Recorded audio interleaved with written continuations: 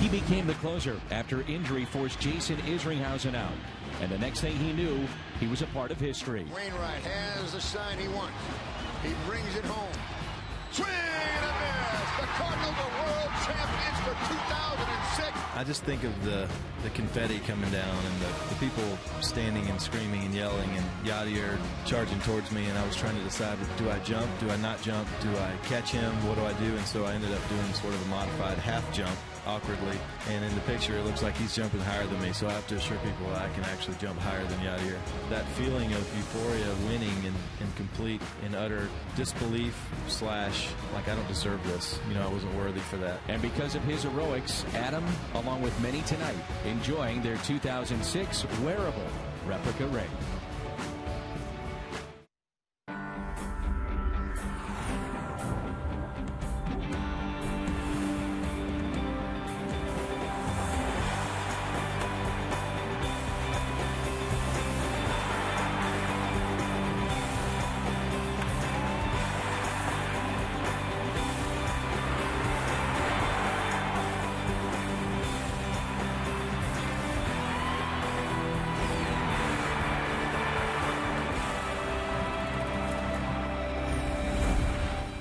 So nice to be back home, as the Cardinals have only played 6 home games in this 2013 campaign.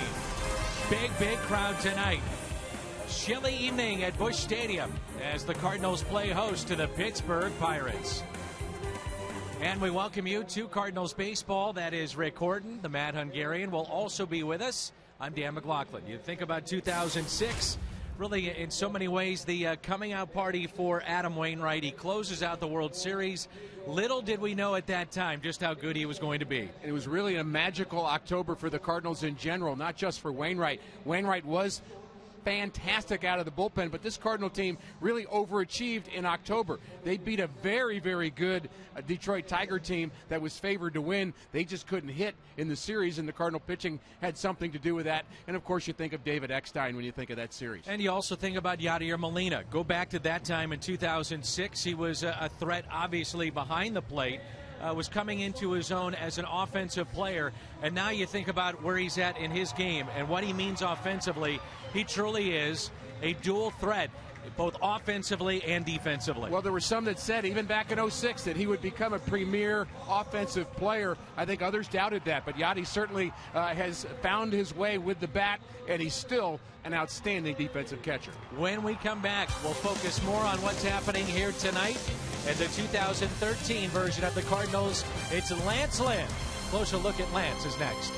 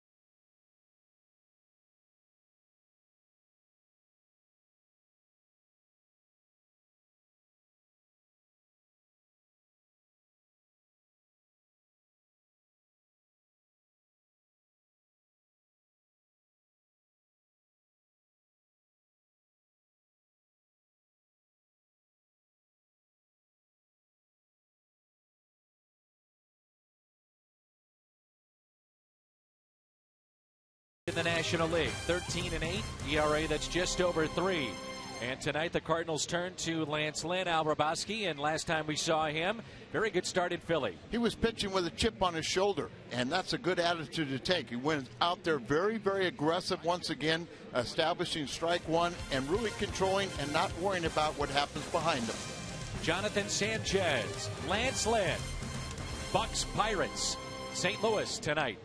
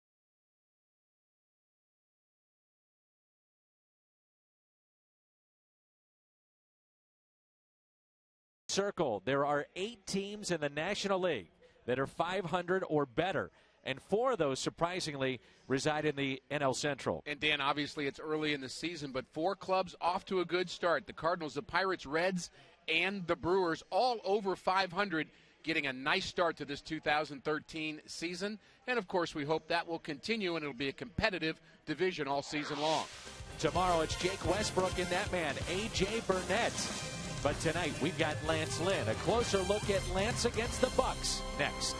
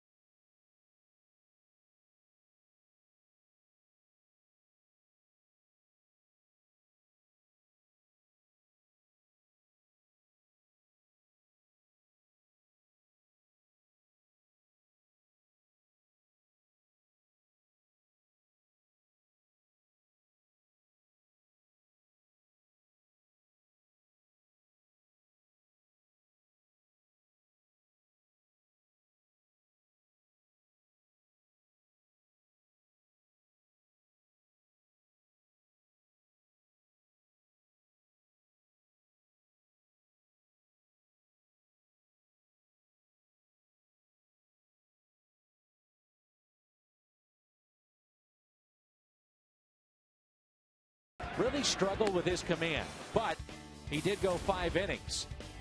4 earned runs, walked 3, struck out 4. It's Lynn tonight getting the start, and we're just about set for baseball. Rick, Al, Dan, Jim, Pat, all coming your way next.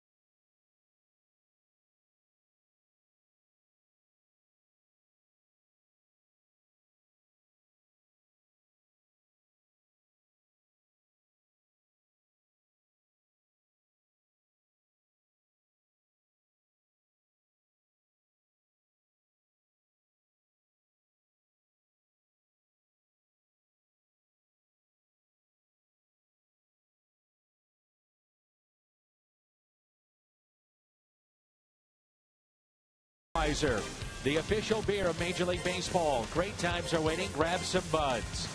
See your Mid-America Chevy dealer or log on to stlchevy.com. Dobbs Tire and Auto Centers, #1 for quality tires and expert auto service. Save big money at Menards on all your home improvement needs. And by Steak and Shake. Steak and Shake, just no equal. Looks pretty good as we welcome you inside to Busch Stadium. I don't think that young man was born yet when 2006 saw the St. Louis Cardinals shock the baseball world and win the World Series title. Those rings given out tonight. Starling Marte of the Pirates will lead things off. Then Travis Snyder, Andrew McCutchen, and Garrett Jones. He's been very good off their bench. Walker, Alvarez, Martin, Barmes, and the lefty Jonathan Sanchez hitless thus far this season. Cardinals defense brought to you by Dobbs. Holiday, Jay, and Beltran in the outfield.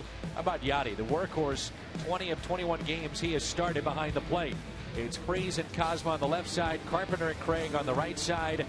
And Rick Horton, tell me about Lance Lynn. Lance Lynn in his last start had his manager tell him, pound the bottom part of the strike zone and just keep pounding it with your fastball. And he had a very good outing on the road, 7 solid innings. He's 3-0, looking to join Adam Wainwright as 4-game winners in this very good Cardinals rotation. As a team, Dan, the Cardinals second in the National League in ERA.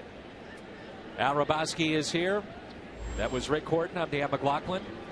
And Lance Lynn and the Cardinals back home tonight. The first pitch is popped up to the right side. Long way to go for Carpenter and Craig, and it's strike 1.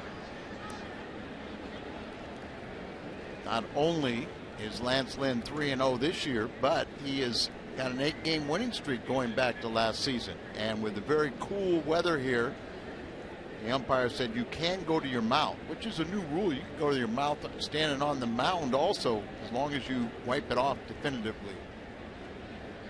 That is Tim Timmons calling balls and strikes tonight.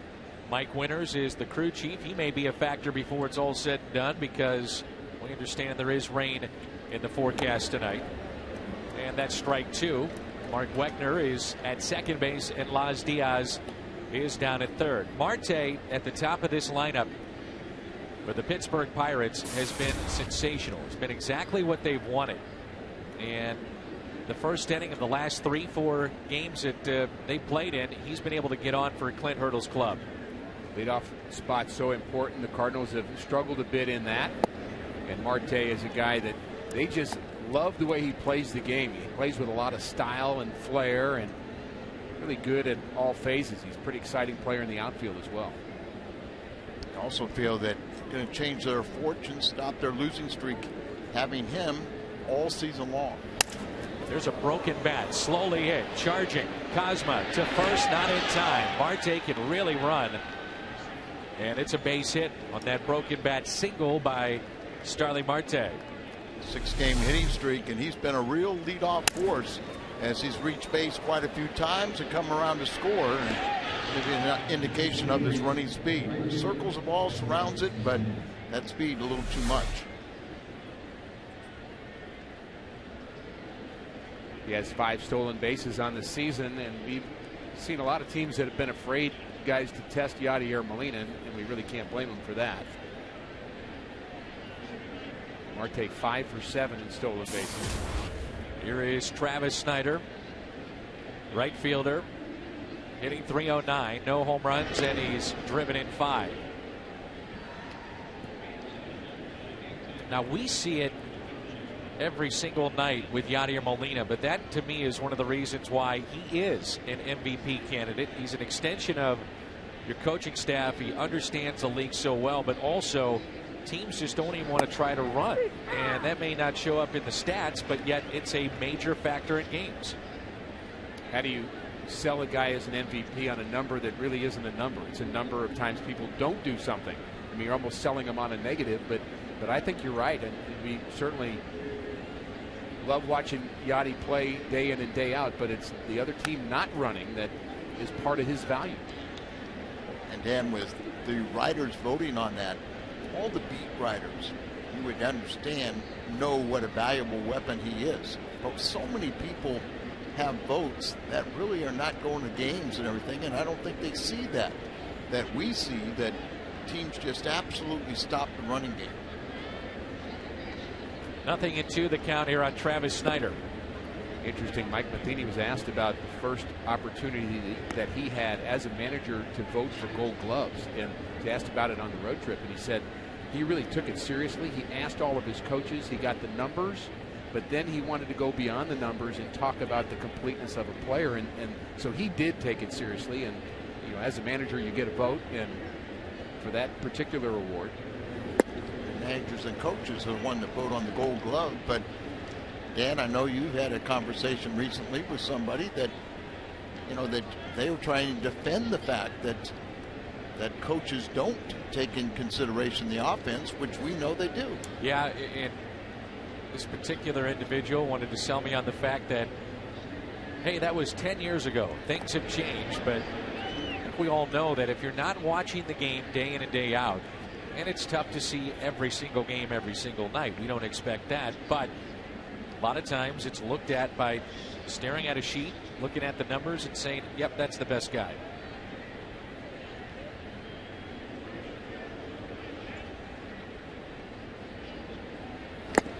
Held on to by Yadi, and a strikeout for Lance Lynn.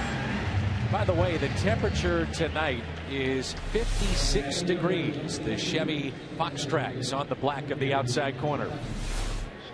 You can throw the ball out there, get hitters to expand their zone. You can have some fun on the pitcher's mound. And what is not fun for pitchers is this guy in the batter's box, one of the best players in the game today. What's interesting, though, is that the last 10 to 15 games, as the Pirates have turned this thing around after a slow start, McCutchen is only hitting about 220 in that time. So they've taken off without their best player having done so. That's probably not good news for the league, because when he does, he catches fire, and watch out.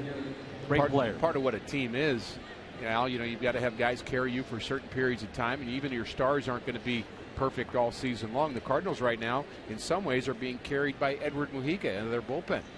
And that may not be true a month from now or 2 months from now, but that's pretty much defines what a team's supposed to be.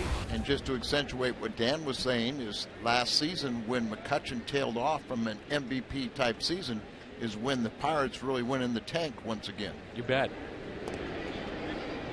So if they can do it with McCutchen slumping, then you got something going.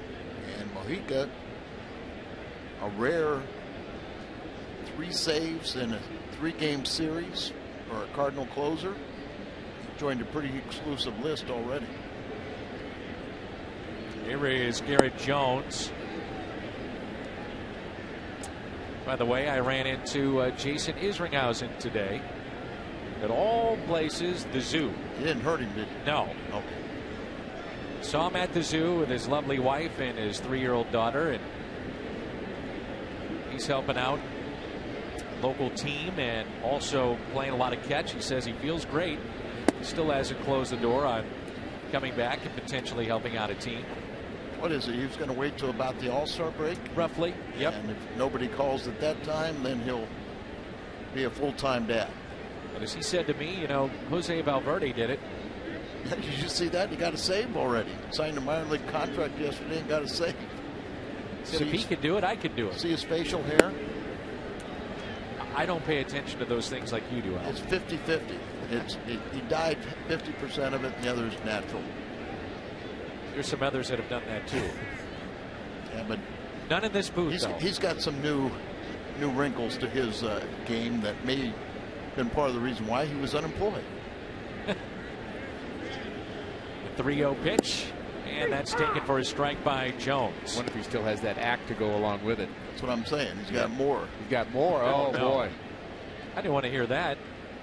That's one thing about our guy Izzy, who is part of that 2006 team, and we're certainly celebrating them here tonight with the ring giveaway. But, you know, Izzy was pretty much a calm, cool guy, win or lose. And, you know, there are times where people turned on him, but he continued to just do his best to get the job done. I really admire the way he acted on a baseball field.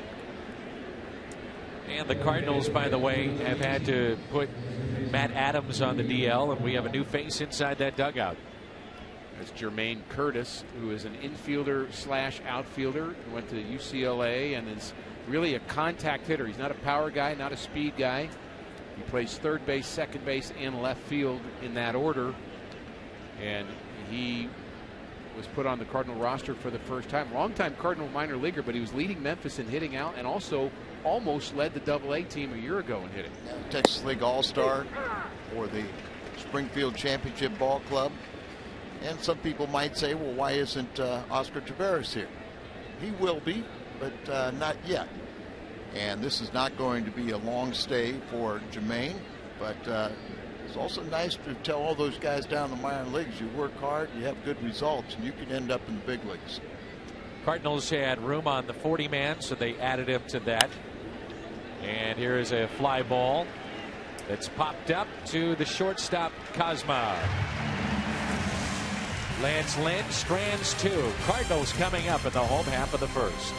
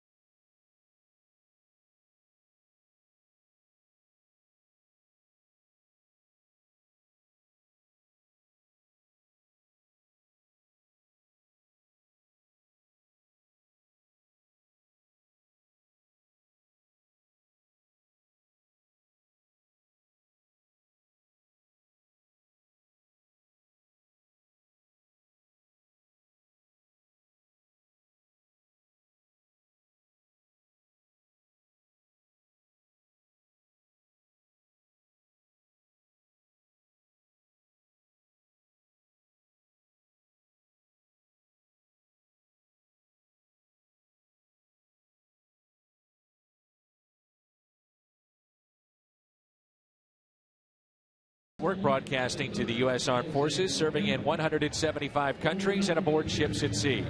They're watching around the world: Iraq, Germany, Italy, Southwest Asia, South Korea, and Japan. Welcome in. Enjoy some baseball tonight here in St. Louis, and thank you for what you do. Cardinals lineup: Carpenter, Beltran, and Holiday, followed by Craig, Molina, and Freese. Then John Jay, Cosma, and Lance Lynn. Hitless this season.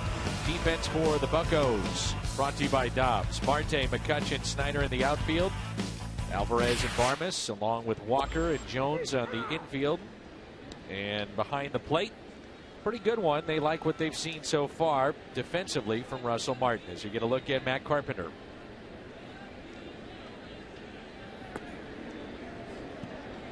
Jonathan Sanchez on the mound, 3-0 against the Cardinals, but he is winless in his last 17 starts. You see the start he's got off to for the Buccos: 0-2, high ERA. This is a young man that threw a no-hitter a few years back, wearing the uniform for the Giants, and he's had hard times ever since. We're going to see strikeouts and we're going to see walks with Sanchez. A lot has been made about the leadoff position of the St. Louis Cardinals. Do you look at Cosma? Do you look at Carpenter? Do you look at John Jay? And primarily here in the last week or so for Mike Matheny's club, it has been Matt Carpenter. I think John Jay has struggled so much that it's a logical choice. Carpenter normally puts the ball in play, hits lefties pretty well too.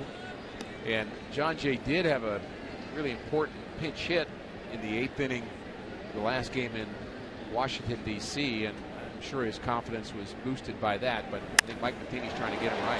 There's a drive. Right center. This one is gone. Leadoff homer. That'll help things. 1-0 lead for the Cardinals as Matt Carpenter connects with his 3rd home run. I'll go out on the limb and say that's his first career leadoff home run at the big league level. I don't know about the minor leagues. But the reason why we like Carpenter in that leadoff spot is because occasionally he'll hit a home run, but more importantly, he's not afraid to hit with 2 strikes. He'll work the pitcher, he'll get the pitch count up a little bit, and that's a great start. Switch hitter, Carlos Beltran.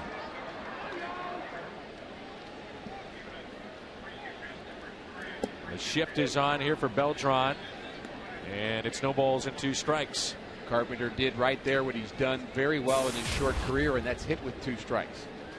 3-2 count to Carpenter, and he has a very high average with 2 strikes. Not a lot of hitters can hit with 2 strikes. And also what he does against left-handed pitching. Now, many teams will bring in that lefty to face a Carpenter, and that really doesn't faze him or the Cardinals.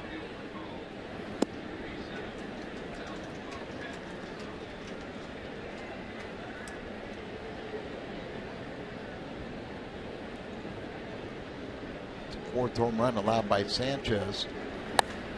Here's another. Left field. How about back-to-back? Goodbye. Back-to-back home runs to start this series. Whoa. Carpenter. Beltran. 2-0 St. Louis. Did I say 5th home run allowed in 11 plus innings?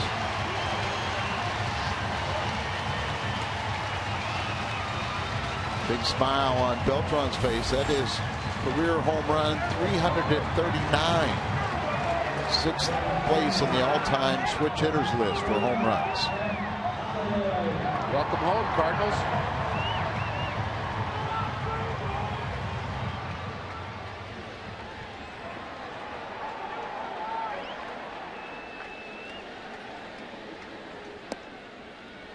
And now it's Matt Holiday. Breaking pitch to Beltran. It just sat over the middle of the plate, and he has really gotten his timing down from the right side, and he has such a smooth swing. Such a dangerous hitter from both sides of the plate. 1-0 pitch to Holiday. Now there's 20 hits, 5 home runs, 8 walks, 11 strikeouts, and 11 1/3 innings this year. The 2-0. Ooh, what a rip there by Holiday. He was trying to make it back to back to back. Sanchez is in this rotation because the Pirates have had multiple injuries to their rotation. And he came into spring training as a non-roster player, made the team, and he has certainly been struggling.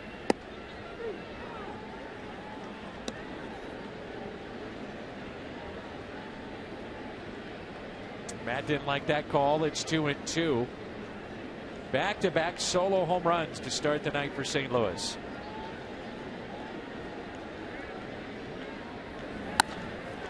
And to center. They were playing very deep, and that drops in for a base hit. So 3 consecutive hits to start the night. Can't blame him for playing deep, by the way. And here's the first home run. This is a four-seam fastball. I'm not going to walk this guy. I'm not going to walk this guy. I'm going to throw it right down the middle. I should have walked him. And Beltran, there's the curveball grip. He's got the index finger pointed into the ball. He's going to throw over top, get the downward spin, but not quite enough. Plaza Tire Service replays. And the first 3 have reached. Now it's the cleanup man, Alan Craig. 15 RBIs. Despite no home run, which is a bit surprising. Oh, up and into Craig, and he's hit by the pitch. And Sanchez has been thrown out. Immediately ejected from the game. Here comes Clint Hurdle. And he is going to make sure and get his piece. Up and in to Alan Craig, who glared right back at Sanchez. And you have to wonder how long Clint Hurdle stays in this game. You know, this is one of the first times I've ever seen this, and this is why I always say when they warn people, it's really, you know, kind of a farce. And now Clint's been thrown out of the ball game also. But if you think a pitcher intentionally is thrown at somebody, you can throw him out without a warning. I know Clint's going out there and said, look, this kid has struggled. He's trying to find his command. He's not trying to hit anybody, but he's trying to keep it out of the sweet part of the bat. And I think that probably is realistic. Well, the guy that should be most worried about what's happened here is Clint Hurdle, because he's going to have to get some innings. Sanchez gets to go home now. That pitch up and in, certainly you would say would be curious that he would throw so up and in after the 3 line drives that he gave up, including 2 home runs, and Holiday hit the ball hard, and let's just call it fishy. And it was so fishy that Timmons said, you're gone, and Clint Hurdle not too happy about it. Now he's going to have to find a way to get 9 innings of baseball, or maybe 8, out of his bullpen. And he knows that that's going to have a negative effect on his pitching staff for this weekend. All series, exactly. Jamar Gomez will trot in from the bullpen. What a start to this homestand. Cardinals up 2-0.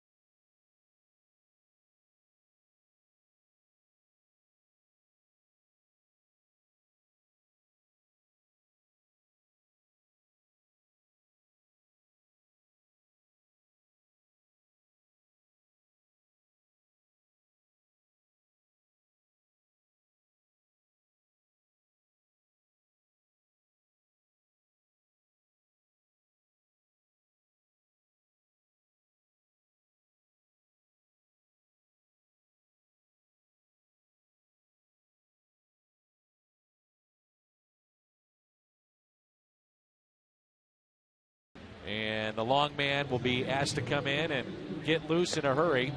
Nobody out. 2 runners on. Pittsburgh's bullpen, by the way, has been very good. 1.80 ERA coming into play tonight. That is second best in the major leagues. And their closer's been outstanding. And Grilly, well, we're going to see a lot of that bullpen tonight, maybe this weekend. We'll step aside. Back with more in a moment as Gomez gets loose.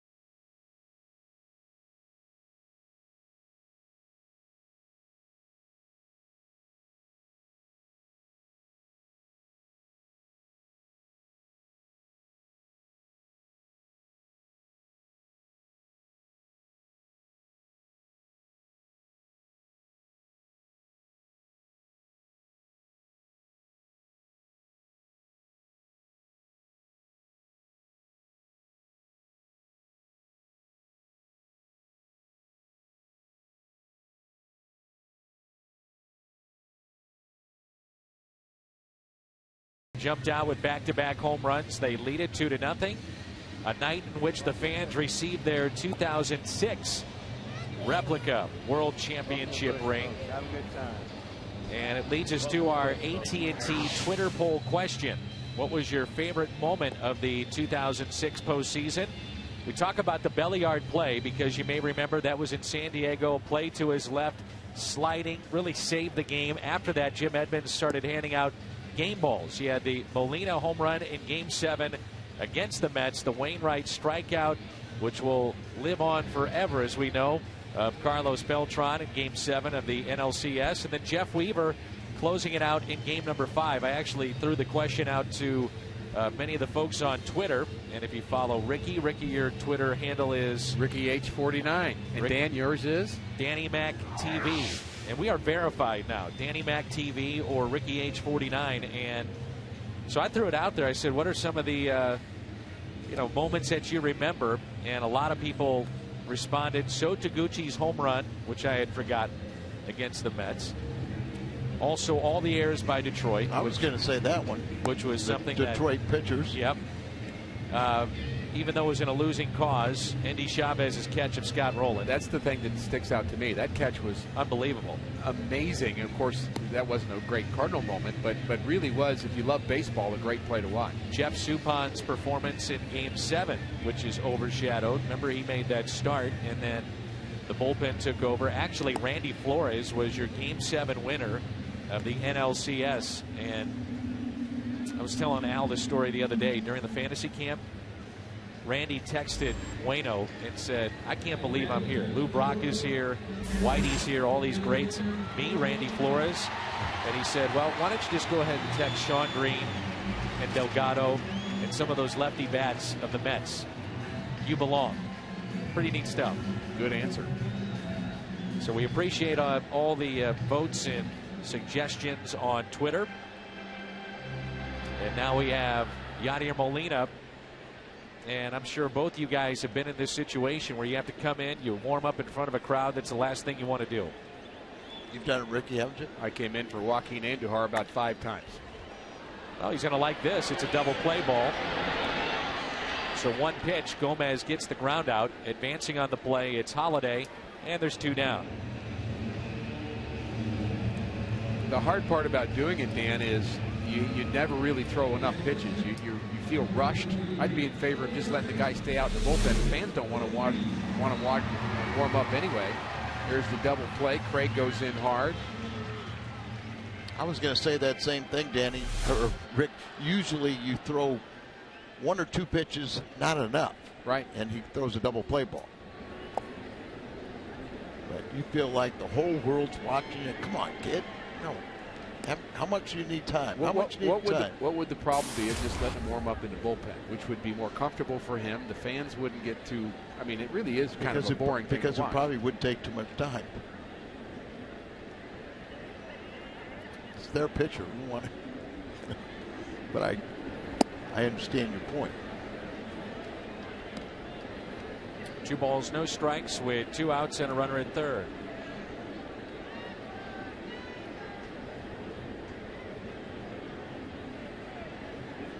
This is where the Cardinals have been spectacular this year. 2 outs, runners in scoring position. The thing is, though, fellas, you can't expect this to carry on like this, and you'd love to see more of a consistent offense. Well, the team's only hitting .245, 9th in the National League, but they're making those hits count.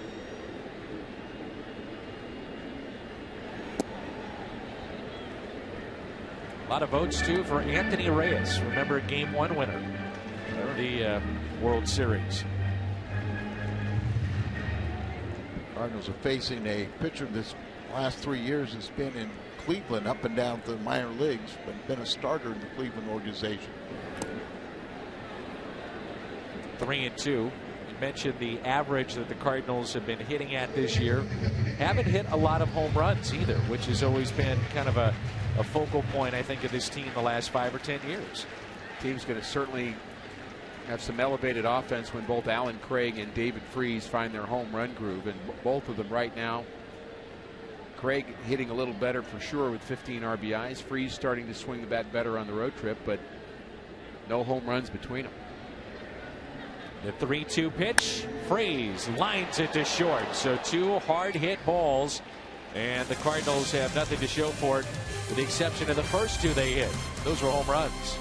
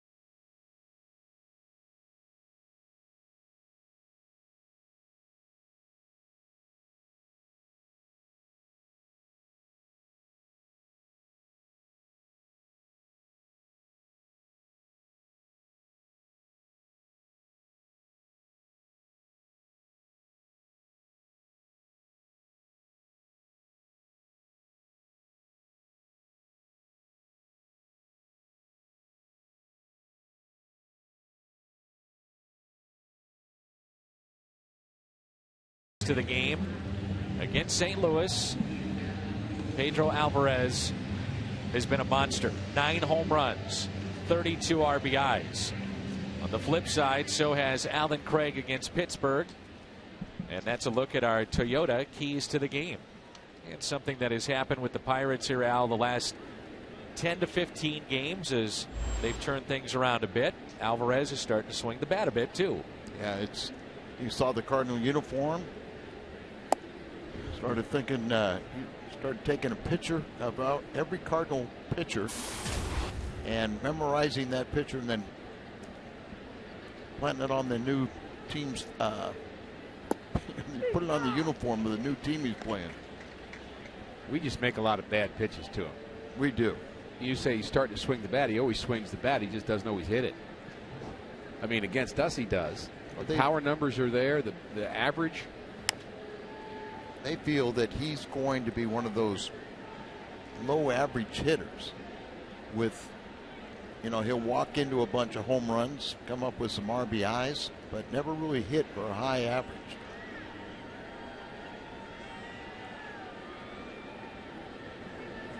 One ball and 2 strikes. The next from Lynn.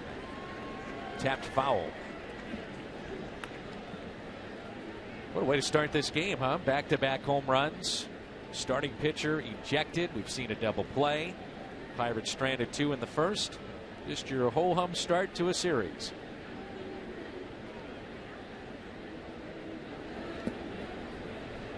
Al, to further your point about Sanchez, and normally we see at least a warning.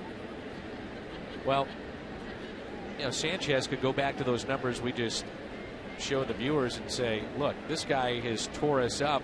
I'm trying to get inside on him. Ball got away, and that's how he could make his case. And the Cardinals, as you see the strikeout, will come back and say, well, back-to-back home runs.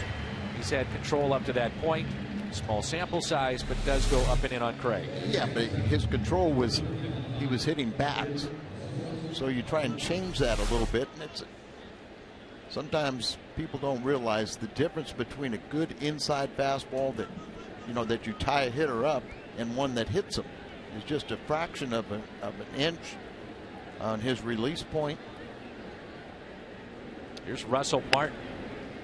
That's foul. And I totally agree with that, Al, because the reality is if you try to hit the outside corner and you miss away by a foot, nobody says anything. When right. You try to hit the up and in part and maybe you miss by 6 inches, then it's a big federal case.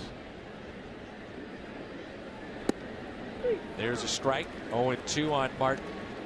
But I think umpires get themselves in trouble when they issue warnings and then they don't throw out someone. The old rules I thought were better. Once warnings were issued, if anybody accidentally hit a batter, there was an automatic ejection of the pitcher and his manager. That stopped a lot of that. But as a pitcher, you still have to pitch inside if that's part of your game. Good pitch inside there as he ties up Russell Martin. Back-to-back Ks here at the top of the second. Important for Lance Lynn to pitch well with a lead. Pound that fastball. This one, very good location. That's middle in. Hard to lay off for Russell Martin. And Derek Lilliquist has really done a nice job with this starting staff. And, of course, we have to give the pitchers the credit. But coaches really have them prepared, and they've had a lot of good game plans, Al, and the starting pitching has really carried this club in the early going. Oh, it definitely has, and we always say it sets the tone for a ball game. So if you get a good, well-pitched start, that gives the offense time to get some runs on the board for you. And a fly ball that is lifted to left. Holiday is there. 1, 2, 3 inning for Lance Lynn. 7, 8, and 9 in the order coming up.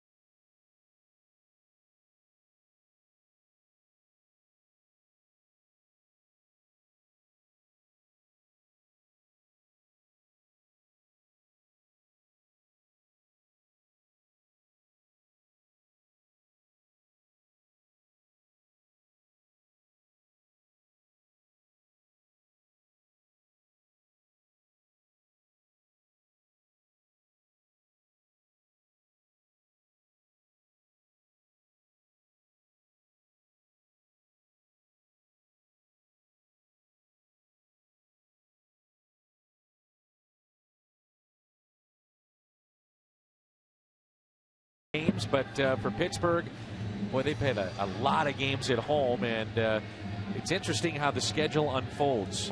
Al and I talked about this, Rick, the other day, that you have the cold weather cities. You wish that you could almost arrange the schedule in some type of manner to have them play more in the dome stadiums or more at home during the summer, but it's not fair to the other clubs because, you know, school gets out. Got to have the families come on down to the ballpark. Well, one thing that's not going to be fair is when you start seeing the doubleheaders start to pile up as we get closer to the summer. A number of games have been rained out, and it's been too cold for a number of games in the north, and they are going to result in a lot of doubleheaders, and that may affect some divisional races before this is over. The Cardinals lost a game to the Pirates. In fact, Jonathan Sanchez started that game too, but didn't last very long because of the rain, and certainly didn't last very long in this game.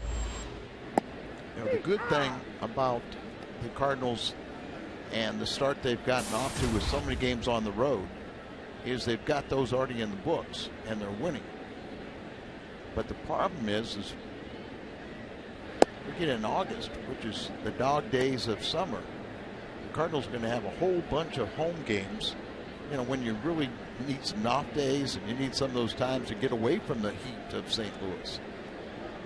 1-1 pitch. Slowly hit up the middle and off the glove of Barmes. John Jay is aboard. Probably scored a base hit. Probably shouldn't be.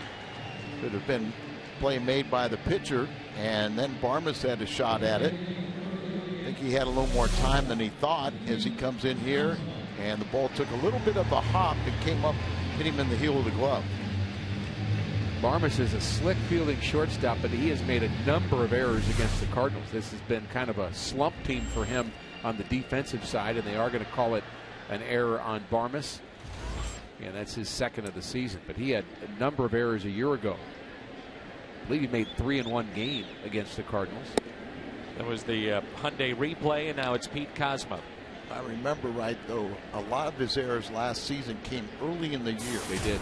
And then he really settled in towards the second half.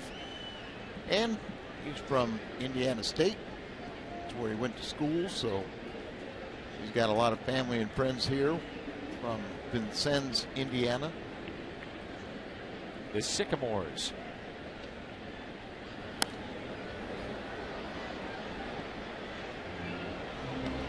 Larry Bird, most famous Indiana State student athlete.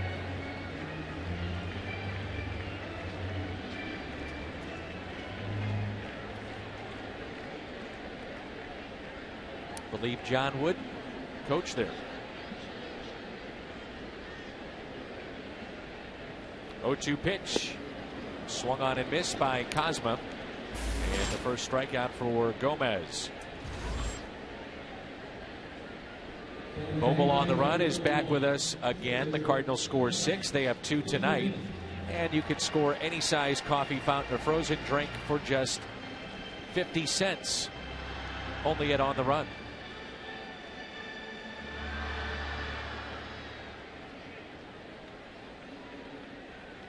One of the byproducts of this game is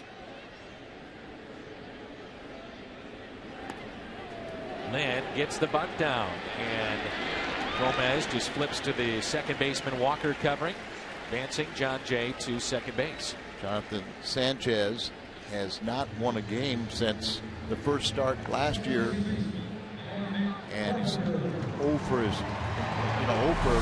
11. He has not won in 18 starts, and there you see. Most important thing was getting that bat out into fair territory, having the soft hands, let the ball hit the bat, just have the soft hands where it deadens it. But the whole key is getting that bat out in fair territory. Cardinal pitchers really have improved at the sacrifice bunt, tied with the San Francisco Giants for the most in the National League right now. Long time since the Cardinals went back-to-back. 2004. Tony Womack and Reggie Sanders. Interesting to see that Reggie Sanders would be batting second in that lineup. Tony Womack makes sense. But Tony always liked a little thunder in that 2 hole. Somebody that could give you the home run pop. So It is surprising, and yet it's not. And Al, you talked about it. You want your leadoff man to be an on-base percentage type guy. Matt Carpenter last year, .365 on-base percentage. Ideally, I think you'd love to have it near .400 with your on-base percentage for a leadoff man. And a ground ball to the right side. Jones to Gomez, and they just get Carpenter. The Cardinals strand their second runner of the night. They went back-to-back with Carpenter and Beltran in the bottom of the first, and that's the difference in this ball game thus far tonight. Close play at the bag at first. Presented by Hyundai.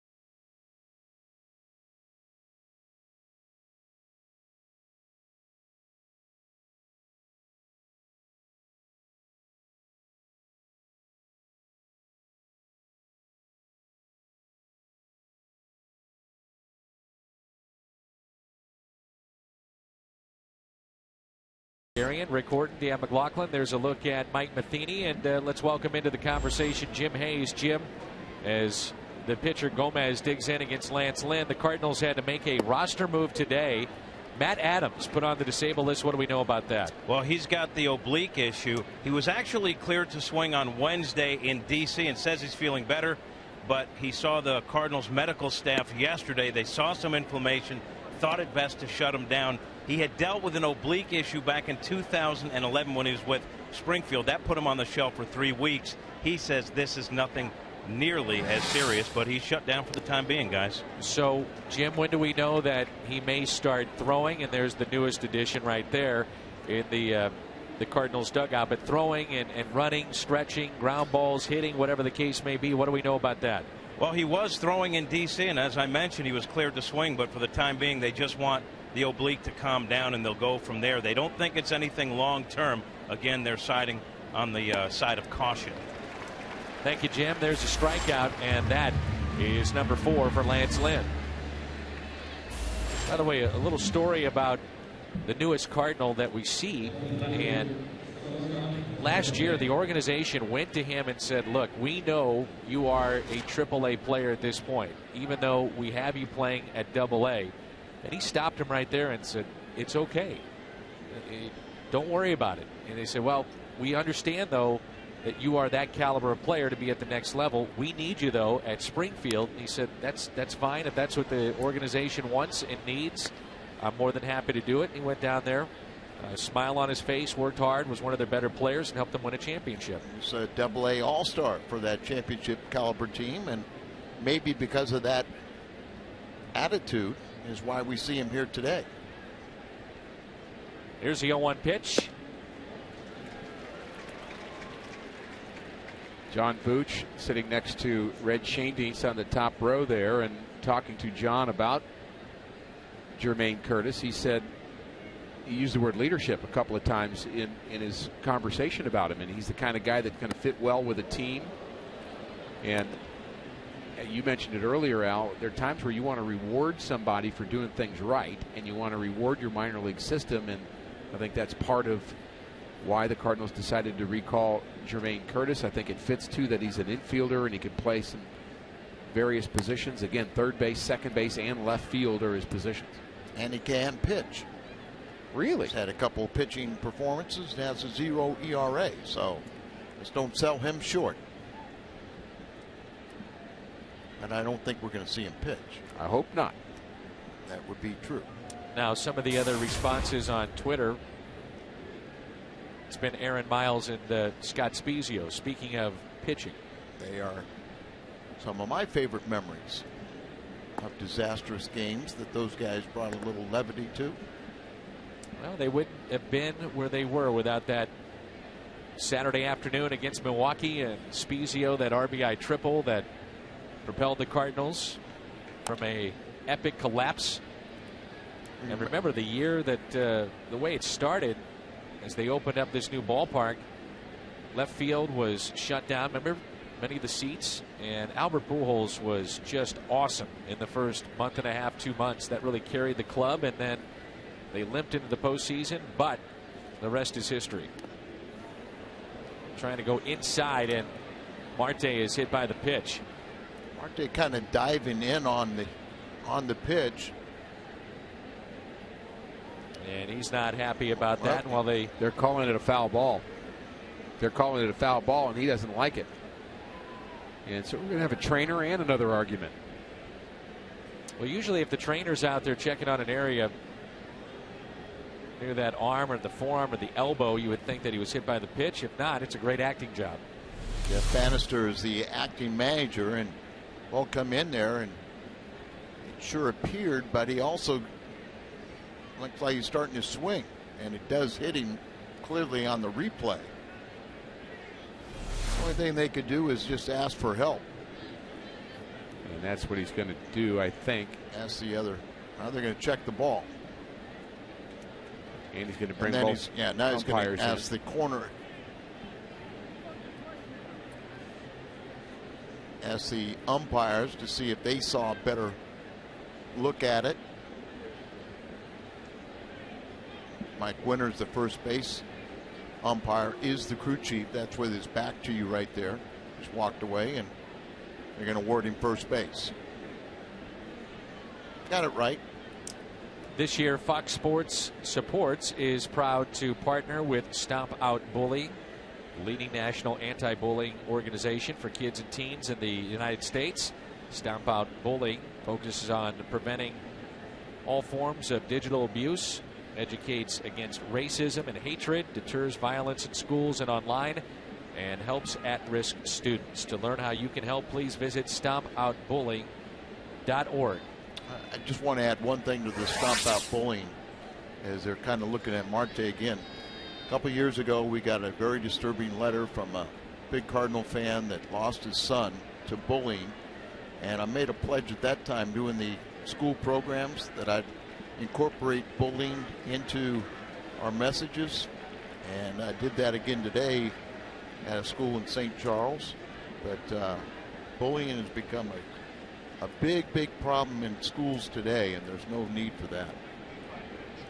So Marte is hit by the pitch, brings in Snyder. So now we've seen two batters hit. You know, guys, we've got 19 games that these two teams will face each other, and all those games that you're going to have with other teams in the Central, 19 with the Reds and so on and so forth. You just wonder, when you face each other that many times, how much of this stuff carries over from game to game. Well, it all carries over because they all have memories like elephants, every one of them. And that pitch right there, I think Al is right. Marte walked into it a bit, so nobody really thinks that was fishy in terms of. There was a pitch earlier in the bat that was up and in that he almost walked into one face high. But I think it's going to be a little more interesting with Mike Matheny running the Cardinals than we saw. And I'll just say retaliation. You know, when Tony La Russa was there, I really learned to respect the way Tony handled situations. And even though Sanchez was thrown out, I'm not sure that Mike thinks that it was deliberate.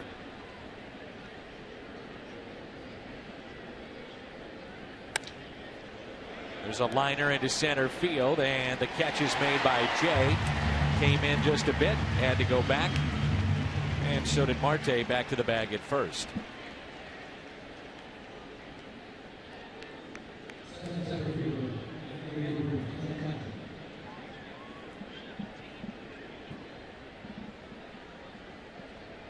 Here is Andrew McCutchen.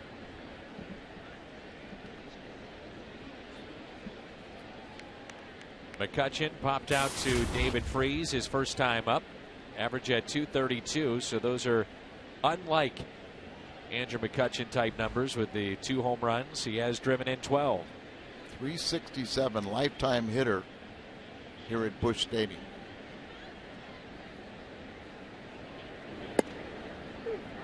He's such a talented player, outstanding outfielder. I'm going to put him down right now as hitting 300 at least this year, 25 plus home runs, 100 RBIs. I think you can bank on that. Last year, 327, 31 home runs, 96 RBIs.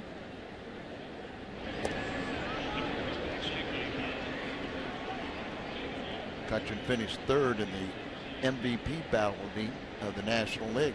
And through the first half of the season, a lot of people thought he was the front runner. If they did fade down the stretch, very well could have been, and beat Buster Posey. Pitch at 92 from Lance Lynn. Talked about it in his previous start. Just really letting it go right now and not trying to be, it looks like, his pinpoint maybe. You see it even with his delivery. He almost tries to be precise and just, instead of just letting it go. I like about him was when he doesn't worry about anything. That was designed to be up. It was a little more inside than what he'd like it, but try to go up the ladder and get him to chase. But Lance Lynn, when he's going well, he just doesn't worry about anything. You know, hitting a batter, a home run here, anything like that, he just attacks the strike zone.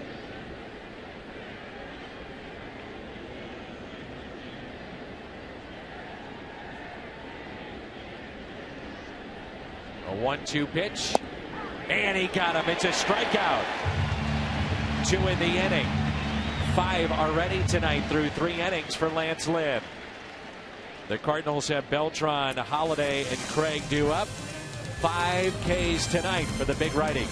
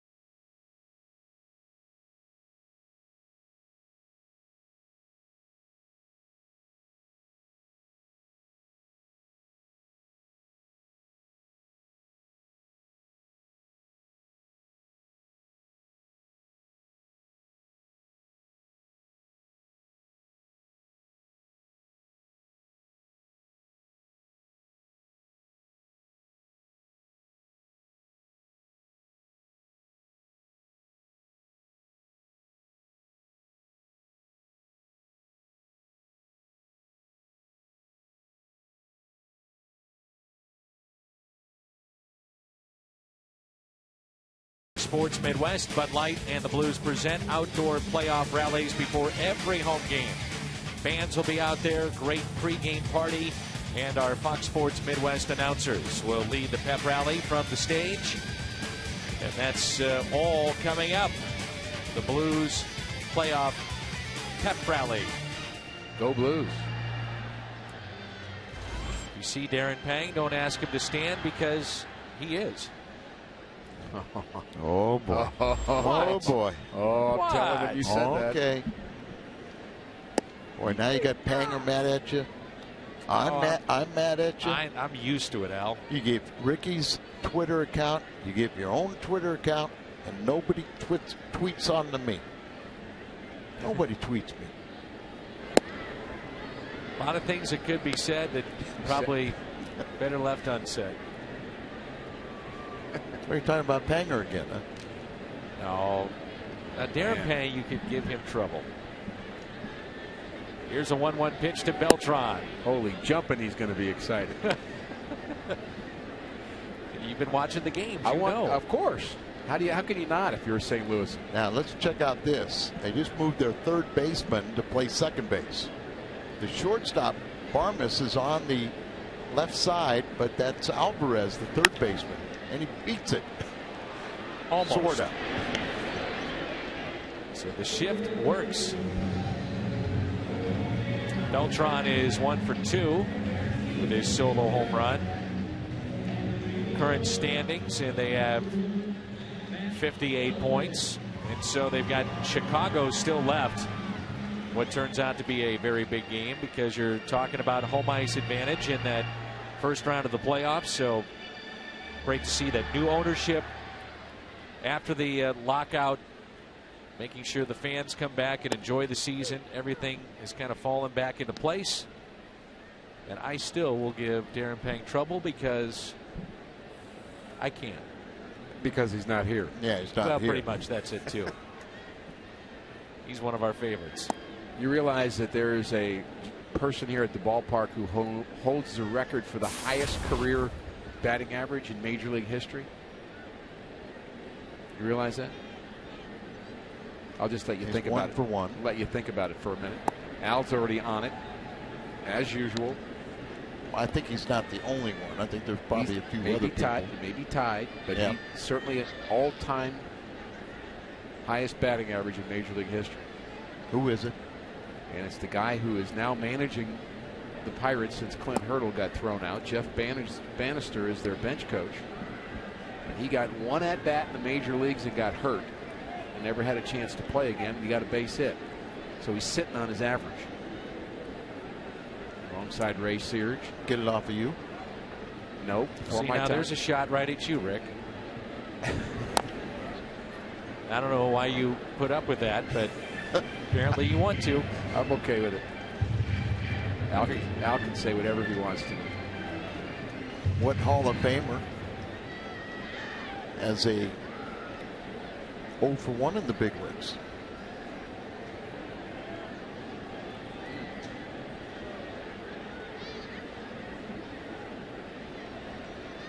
Al has brought this up about, I'd say no fewer than 35 times, and I still don't remember. Somebody like Branch Rickey? No. He was a manager.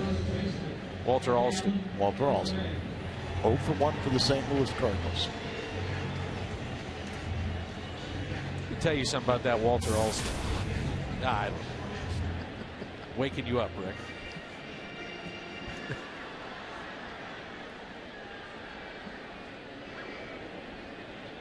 Al, you wouldn't believe these folks on Twitter. They want you on Twitter badly.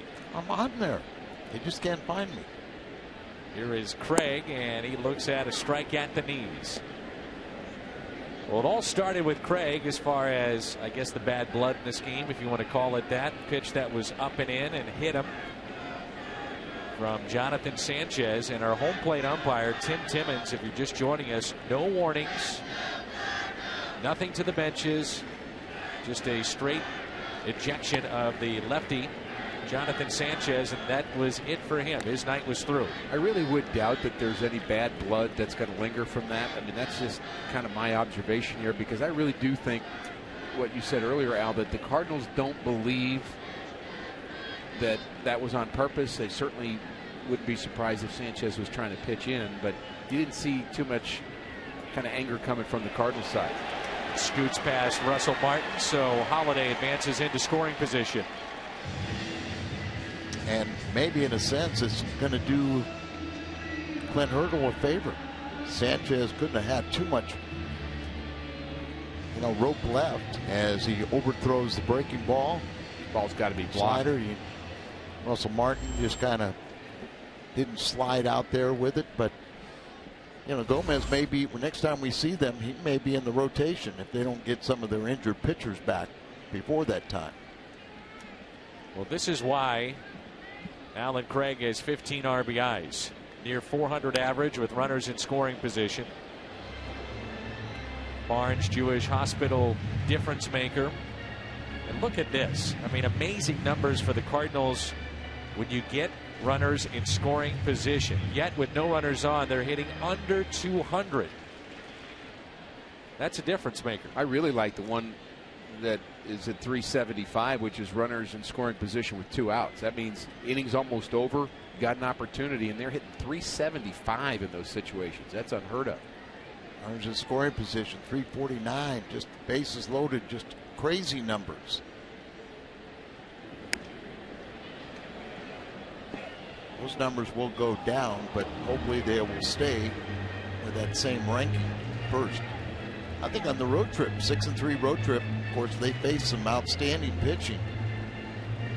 And I think they only hit as a team like 224. 226. Well, that's close enough for me. 226. But to be 6-3 on that tough road trip, only hitting 226, outstanding pitching. Craig, left side, he does it again. Here comes Holiday, rumbling to the plate, and he will score to make it 3-0 St. Louis. Just get a runner on, and this guy is getting a base hit. Alan Craig with RBI number 16 to make it 3-0 St. Louis. Cardinals have a bunch of guys right in the heart of this lineup that have a ton of RBIs. They're all bunched around Alan Craig, who leads with his 16. Not a good pitch at all from Gomez. Genmar kept that one up in the zone, but another example, guys, to me, of why Yadier Molina is important. The reason Matt Holliday is able to score from second base is there was a wild pitch thrown in that at-bat that the catcher didn't block and should have blocked it. And I think Yadi would have blocked it. So that hit doesn't score a run. Now you've got maybe first and second. Holliday probably doesn't go to third on that. And it's an entirely different inning. And one of those stats or observation that doesn't show up in a scorebook, but you're absolutely right. Here's a 1-0 pitch to Yadier Molina. 2 balls and no strikes, and you just wonder about the effect that this will have for the remainder of this weekend series. As Al pointed out earlier, with the loss of Sanchez, you go to your bullpen in the first inning of game 1, and you're asking Gomez to be extended out here. It's one of those situations where you even see teams after the game tonight, if not already, say, got to go down to the minor leagues and get arms. The Pirates actually did that when we were in Pittsburgh. They had a guy throw 3 innings out of the bullpen, and then they sent him out the next day. The guy was awesome against us, but they didn't have space for him. They needed innings out of somebody else. So who knows? We may see him again.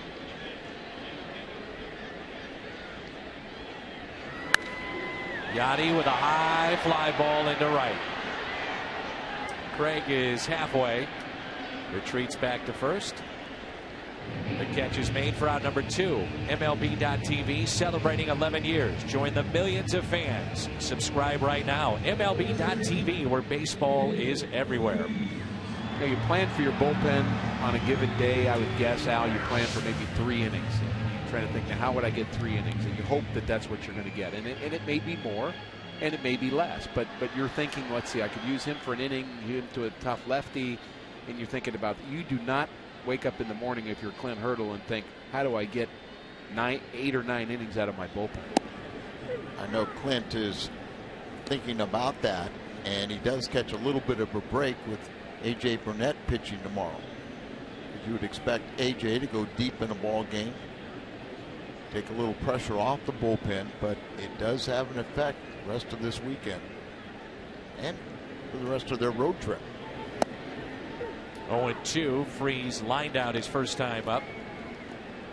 Mentioned it that there is rain in the forecast, and you get to a point later in this game, it wouldn't be the worst thing for the Pirates that you'd say, okay, if we fall behind by enough that we're not going another 3 or 4 innings. As crazy as that sounds. Would you agree? Well, I think they're going to go as long as they can go, and they're still in this game. Clearly just 3-0 in the early going. They just got to find innings somewhere. That would be only with the big lead.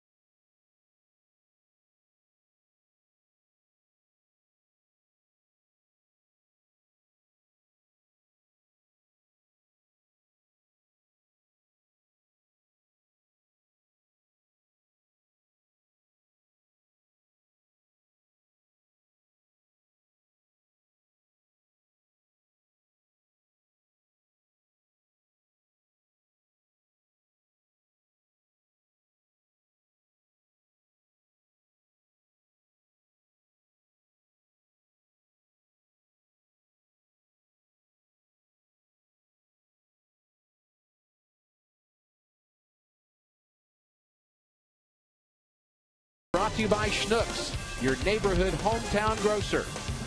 The Chipotle Chicken Club Combo is back for a limited time at Jack in the Box. Try one today with fries and a drink for just $4.99 plus tax. And the Cardinals, Fox Sports, and the state of Missouri are teaming up to help you stop smoking. For more information, call the Quit line at 1-800-QUIT-NOW. Lance Lynn back to work. He'll face Garrett Jones, Neil Walker, and Pedro Alvarez in the Pirates' fourth. 3-0 Redbirds. A couple of home runs in that first inning. Matt Carpenter and Carlos Beltran. And an RBI hit by Alan Craig in the third. And that's your score. Cardinals have out hit the Pirates 4-1. And we're going to see how Lance Lynn can pitch with a lead, Al. Yeah, he's batted .341, Garrett Jones. He's moved to the cleanup spot, but not here today. 5th strikeout by Lance Lynn.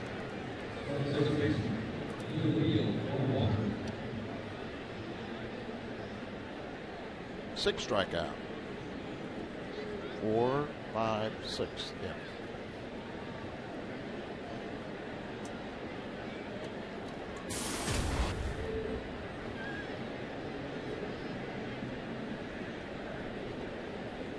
Here is Neil Walker.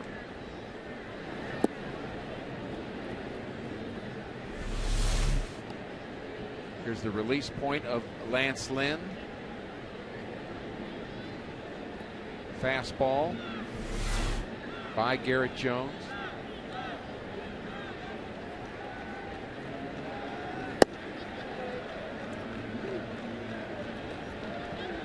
What's interesting about the 2006 championship was when Rogers, the lefty for Detroit, pitched. Clearly there was a substance. Remember with the hat? Oh, yeah. So much was made of it.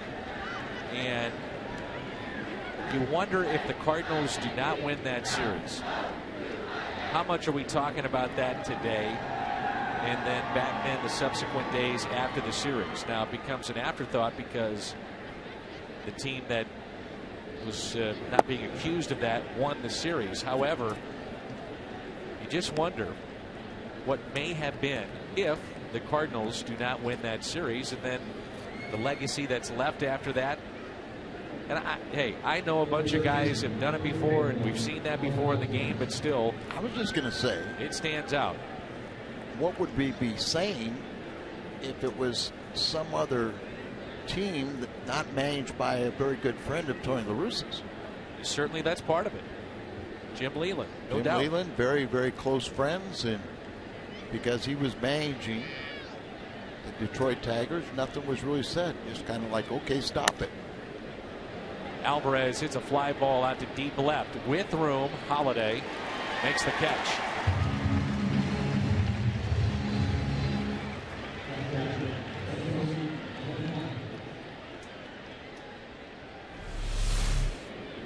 Well, it's one of the great things when you talk about postseason play, as we do, as we look at Alvarez effort, is everything that happens in postseason gets magnified, Dan. So what you're talking about with the Pine Tar incident, Kenny Rogers, of course, was a huge deal. But if it happened in July, then we really wouldn't be talking about it. It wouldn't be that big a deal. The Dodgers lost Jay Howell out of their bullpen, their closer, in '88 against the Mets. And I was with that team, and we were able, for the same reason, and they just kicked him out of the whole series. Yet we were able to beat the Mets, but had we not, that certainly would have been a bigger deal in L.A. Long foul ball. Russell Martin at the plate. Speaking of 2006, yeah, these are our guys, meaning Fox Sports Midwest. Jim Edmonds, Chris Duncan, good to see that he is back and healthy. And Gary Bennett did a very nice job as well. But those guys have joined us on Fox Sports Midwest. And if we've learned anything, their next move is, well, probably down in uniform, coaching the major league level somewhere. I mean, all these guys. That's the progression, isn't it? Yeah, I mean, Matheny, Mabry, Eldred, Raboski. And then after you manage, do you come back? Do we have a shot at maybe having Tony La Russa do some pregame and postgame? Now, how much fun would that be? We just grill him. Out to left center. Jay on the move, and he makes the catch. Martin lines out to John Jay. And Jay, you make that catch, you get to lead it off when we come back. St. Louis on top, 3-0.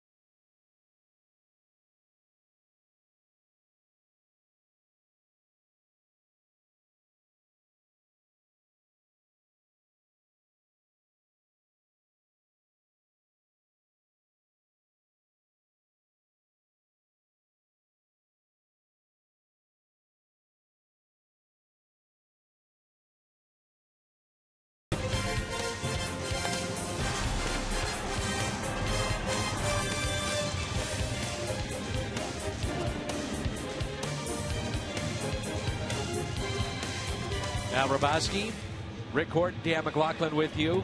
Jim Hayes is with us as well. Pat Paris on the post-game show. Al will rejoin Pat after this ball game. St. Louis leads it by the score of 3-0. Guys, as you take a real hard look at what's happened here with John Jay, clearly he's been in a little bit of a rut. Reached on an error back in the second. Are we seeing his hands, the helicopter hands, as it's been referred to before? Are we seeing more movement out of him? Are we seeing him not be as selective, pressure on him?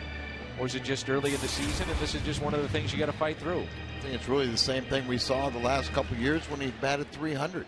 But he took that 0 for 21, and then everybody starts talking about the movement. See all the movement he has, but he does get to a trigger position. It's all in preparation, but his timing's been a little bit off. But watch right now, he's ready to hit the ball and get a base hit. He's a streaky hitter. When he's hot, watch out. When he's cold, he's very cold.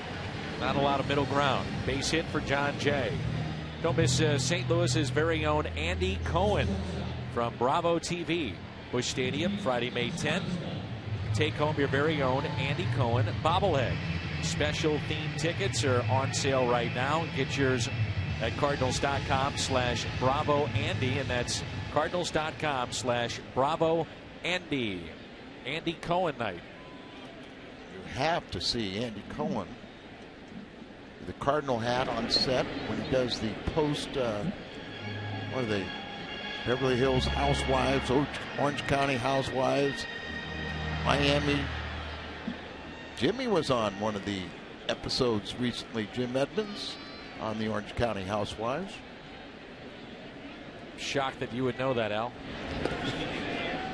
I think you would tell me what Jimmy had for breakfast, lunch, and dinner as well. You keep tabs on Jimmy. You keep him in line, don't you?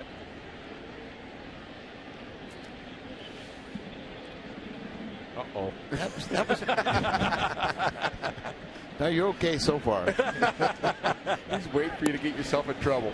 Throw down to second. Oh, nice pick. And Jay is thrown out. Nice hands there by Neil Walker.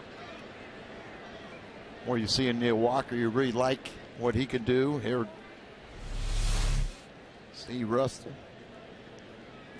Martin throwing the ball there. One of the reasons they acquired him is that everybody would run on the Pirates. Their catchers had a very poor percentage of throwing out base runners, so Russell Martin, he's up to 36% before nabbing Jay. Here's a ground ball that's hit to Alvarez. Appeared to be a straight steal, Dan, not a hit and run.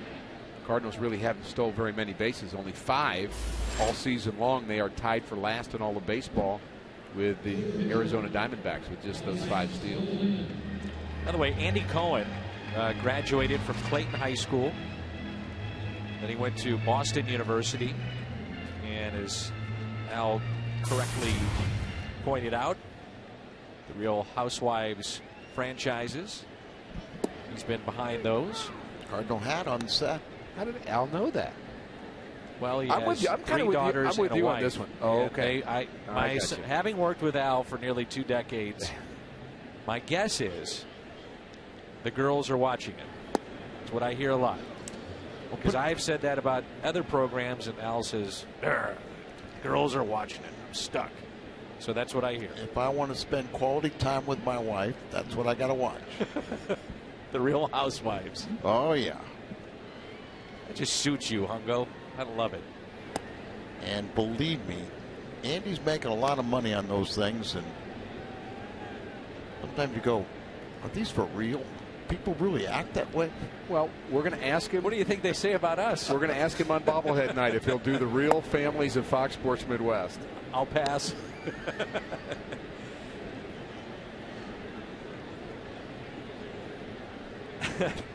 I think I'd pass on that too.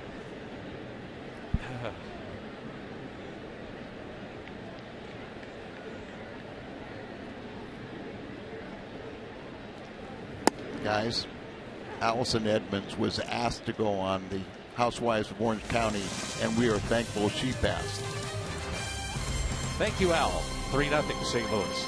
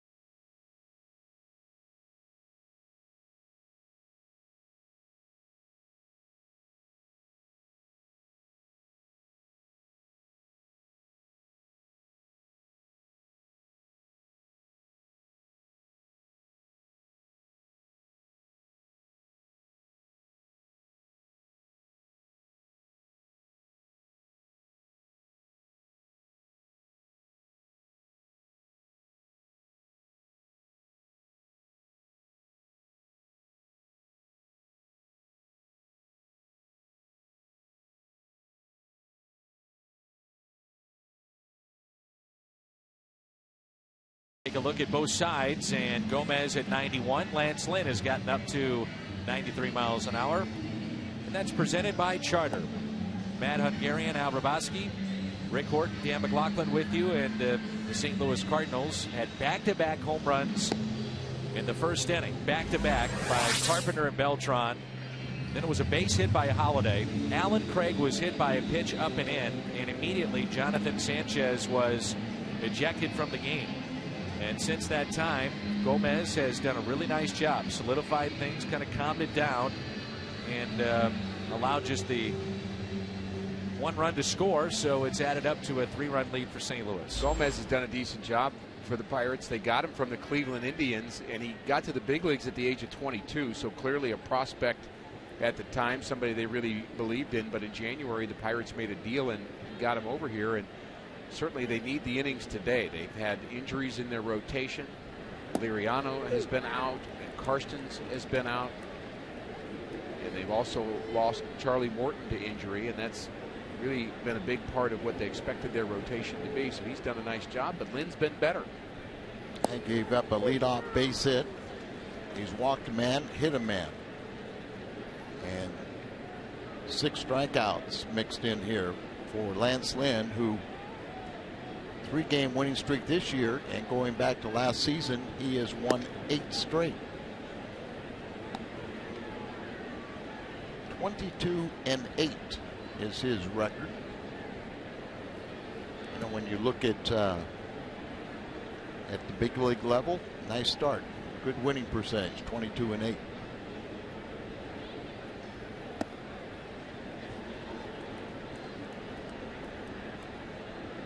Such a great start a year ago, National League All-Star, and you know, we've mentioned really since the beginning of this season that key players on this team were going to be 3, 4, and 5 in the Cardinals rotation. Jaime Garcia and Lance Lynn and Shelby Miller, and all of them have pitched well. Look at that, just rearing back and firing that fastball at 93 miles an hour. And Barmes is retired. You add it up, this is number 7. Strikeout department for Lance Lynn. But it's not only is he throwing strikes, he's throwing quality strikes on the black, keeping everything out of the middle of the plate. Pitching inside enough to keep them honest. Nobody really diving out over the plate, except for Marte, who was hit by a pitch.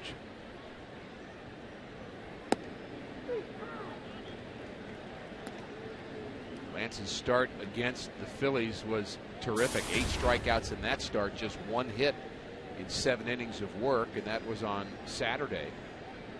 And he's following it up with another good one here tonight. 0-2 the count.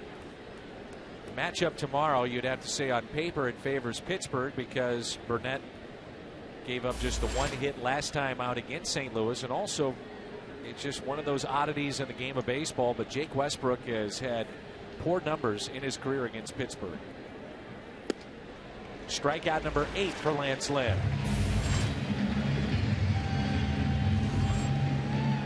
It's time for our email the booth question,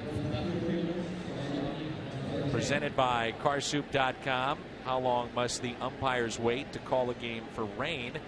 This is Gary in St. Peters. Again, it's carsoup.com that brings us this question, and it's a good question because the rules have changed over the years, and once that first pitch is thrown, it's in the umpire's hands when and if to call the game. So it's not up to the clubs.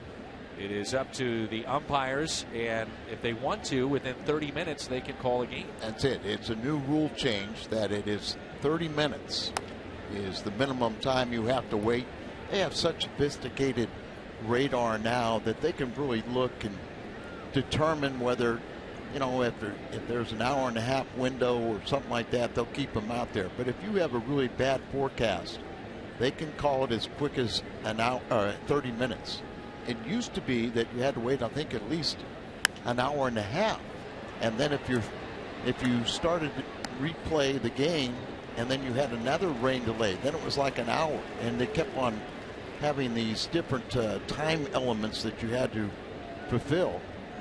But I think they got it straight now, where if you have a very, very bad forecast, they can call it within a half hour. It was about 40 minutes. That happened. 35, 40 minutes in Philly. Yeah, just about 35 minutes in Philadelphia. There's a pitch up and in, and well, that's the second time that Marte has been hit, and it's the second time that I think Lance Lynn is questioning how he was hit.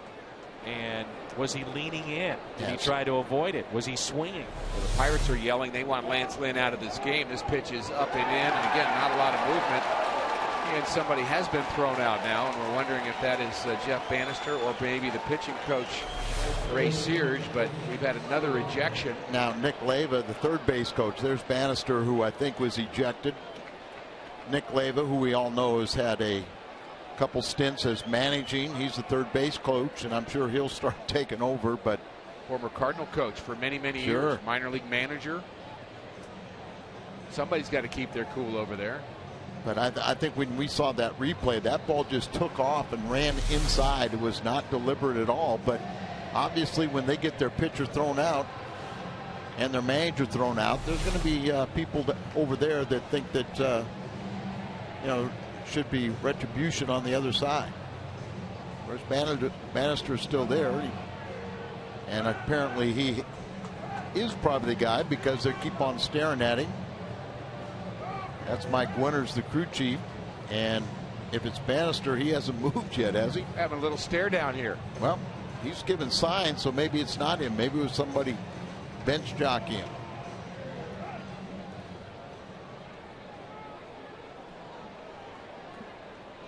Who's the best bench jockey you ever heard? Tom Lawless. Oh, that lawman. That was easy. Yeah, that's an easy. easy question. That's easy. Tom Lawless. You will not believe this. Funny. But you will not believe this. But you know who was pretty good at it? I would guess Bob Gibson. Well, he was good too, but he'd take care of business. George Kissel. Really? George Kissel. He used to yell and scream at Tim Foley.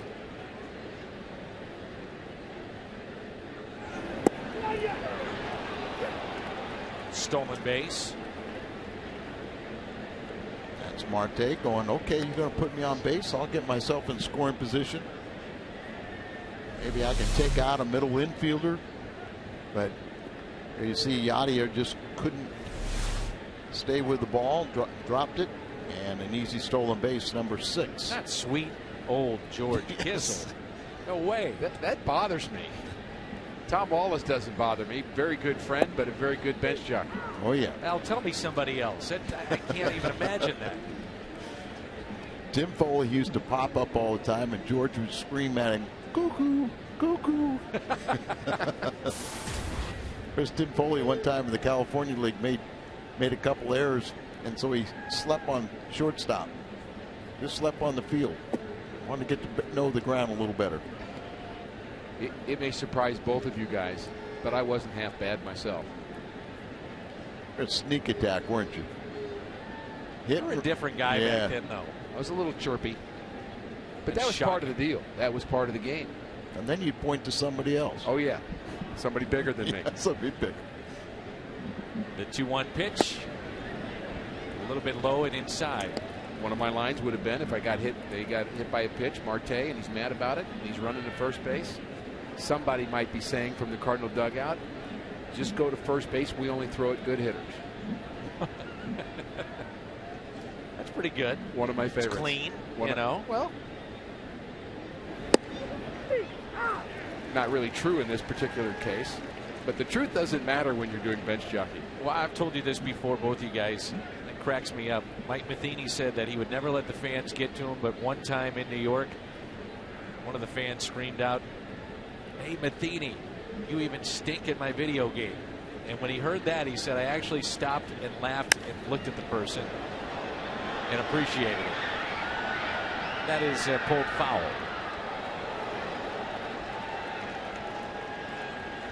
And some of the best fans, when you're sitting in the bullpen, a lot of the old ballparks, you were sitting in the front of the fans, they'd be right over your shoulder. And I think San Francisco fans had some of the best banter back and forth. Sometimes you really had to say, that's a good one.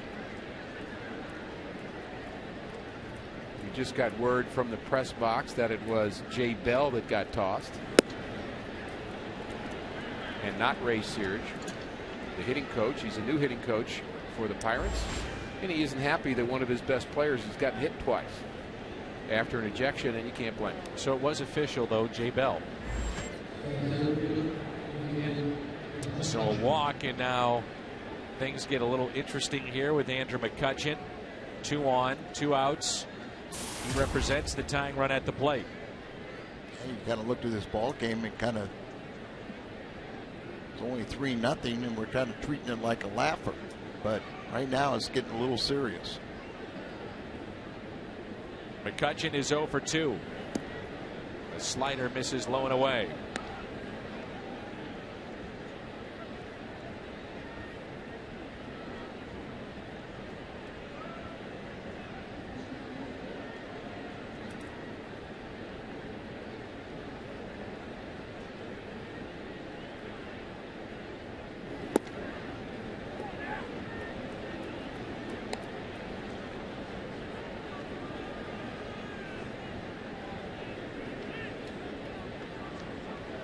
Three for 16 against Lance Lynn. Falling behind 2-0.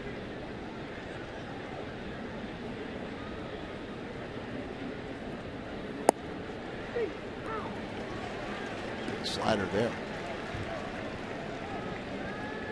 Well, it's the big leagues when you can throw that kind of pitch 2-0. Looking fastball, and he gets a nice slider, not just a get me over slider, but a good one. Down and away at the knees. Well, you really ask for trouble when you're trying to aim one when you're behind. 2-1 pitch. And that made that fastball that much better at 93 up and in. Complimentary pitches.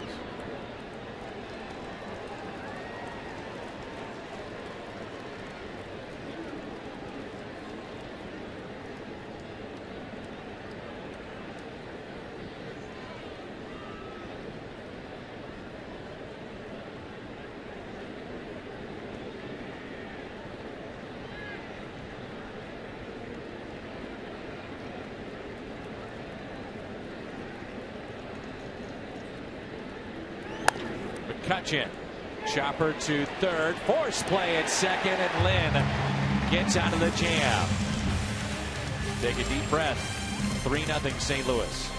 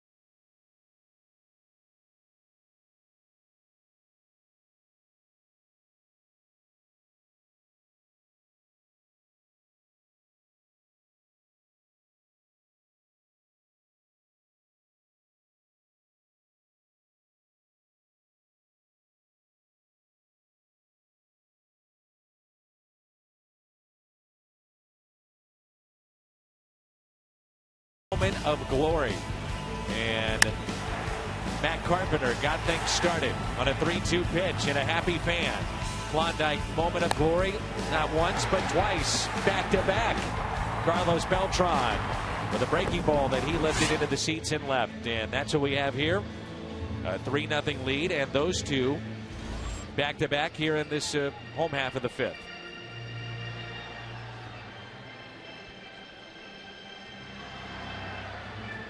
Clint Hurdle has to be thrilled from his office and watching our feed of this broadcast. Clearly he is, and has to be very pleased with what he's seen from this right-hander. He's a wild pitch away from 4 scoreless innings. All right, so here's the question. He's watching the game. How many of the moves is he deciding on from his office as I watch you two squirm in your seats? 2 balls and no strikes. I'll start with Ricky. I would guess 100%. Don't know how. Don't want to know how. But my guess is every manager still makes all the moves. He just doesn't make them from the dugout. And you're assuming he's in his office, which is probably not correct. And a lot of times they're just down underneath the steps, and they will communicate and make every move that transpires in the game, as Ricky said. It sounds like you, Al, had put that squarely on the shoulders of the cat to find out what's going on. Believe it or not, there are places the cat cannot go to.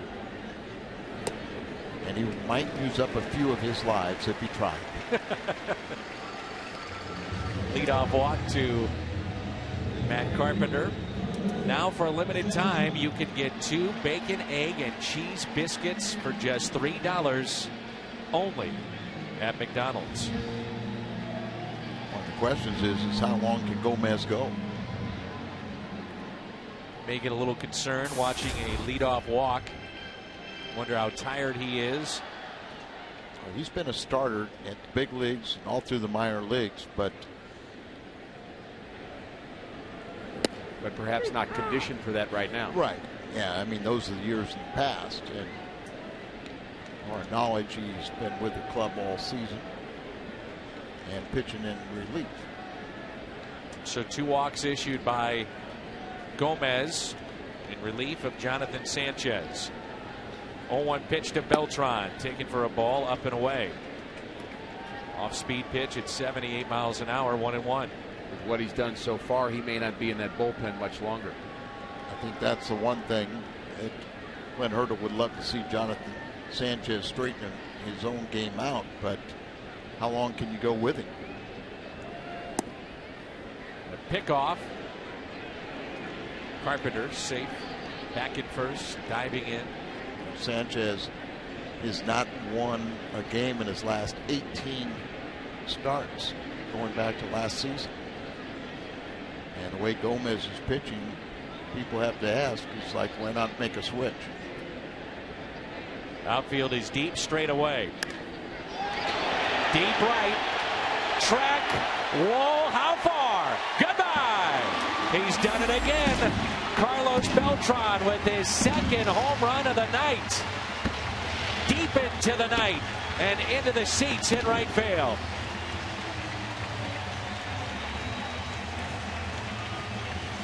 No doubt about that one. As Carlos just took off.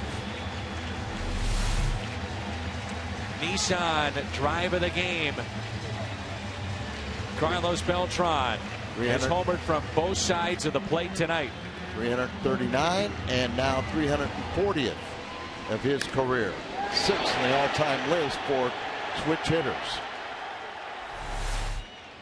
And the 10th time that he's homered from both sides of the plate in his career.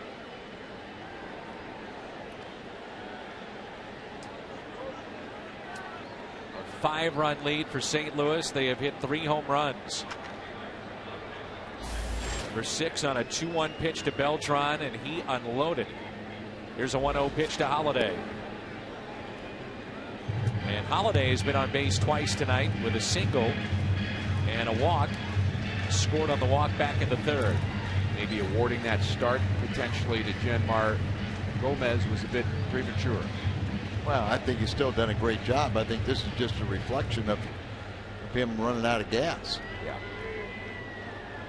A surge who we've seen at times run a path from the dugout to the mound. His first visit here tonight. You played with Ray, right? I did, twice. Played with him with the Dodgers and the White Sox. Very, very good baseball guy. A career minor leaguer, actually, with the Cardinals. I believe he played with Nick Leyva. They're about the same era. Can't be that old. I think he is. We're at Busch Stadium in St. Louis. Carlos Beltran putting on a show. 2 home runs tonight. Dan, Al, Rick, Jim with you. Pat is set for the post-game show. Game 1 of 3 on Fox Sports Midwest this weekend. So Beltran, the 10th time he has done that. Home runs from both sides of the plate. That ties Tony Clark, Ken Caminetti. And anytime you're on a list with Mickey Mantle, that gets your attention. All set. And a walk to Holiday, and you got to wonder now if Gomez is completely out of gas. Well, Jared Hughes is warming up in the bullpen, but he just got up when Ray Surge went out to talk to him. Always a fun day here at the ballpark. June 22nd, not that far away. Busch Stadium will host the 9th annual Purina Pooches in the ballpark. Come on downtown, enjoy a ball game with man's best friend beside you. Limited number of tickets are on sale now at cardinals.com/pooches. Here's Alan Craig. He has an RBI tonight. His 16th of the year. You think about the numbers for the Cardinals and where they're at this season. Alan Craig has not homered. David Freese has not homered. And yet the team is winning with timely hitting and great pitching.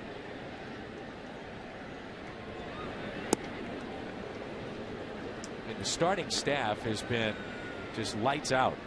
Team ERA we mentioned earlier at 3.14 also includes some rough outings out of the Cardinal bullpen. Now that seems to have gotten settled down some too, but the starters ERA even much better than that. Wainwright's been fantastic, and Jake Westbrook almost every time out has been good, and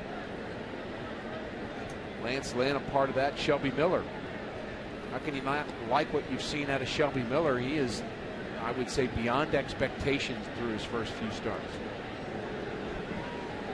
And they were high expectations, but I think we all tried to caution people to, you know, okay, ease him down a little bit. This is his first year. Let him get his feet wet, but he is not disappointed a bit. Washington wins again as they beat the Reds 1-0. Zimmerman, the shutout victory. He's now 4-1 for the Nationals. Kind of glad we didn't face him. Me too. He's a very good pitcher. And Gio Gonzalez. I watched the game last night with Gio, and he looked spectacular. Washington still having trouble scoring runs, but enough to beat the Reds today. Upstairs to Craig. Remember, he was the one that was hit back in the first. That was just a sign of a tired arm right there. Breaking ball and just got away from him. No intent there at all. Use that elbow drop and just push that ball up. Crowd reacted in a negative way. The 2-2. Chases a pitch and strikes out. Third strikeout for Gomez. Here's Molina, who's hit into a double play. Molina back in the first was the first batter that Gomez saw. Got him to ground into a double play, and then there was the line out by Freese. And we'll have a double switch here. That'll be it for the righty. Gomez does a good job. Just this inning, Warren ran out of gas a little bit. Jared Hughes will be coming in, or Chevy called the bullpen.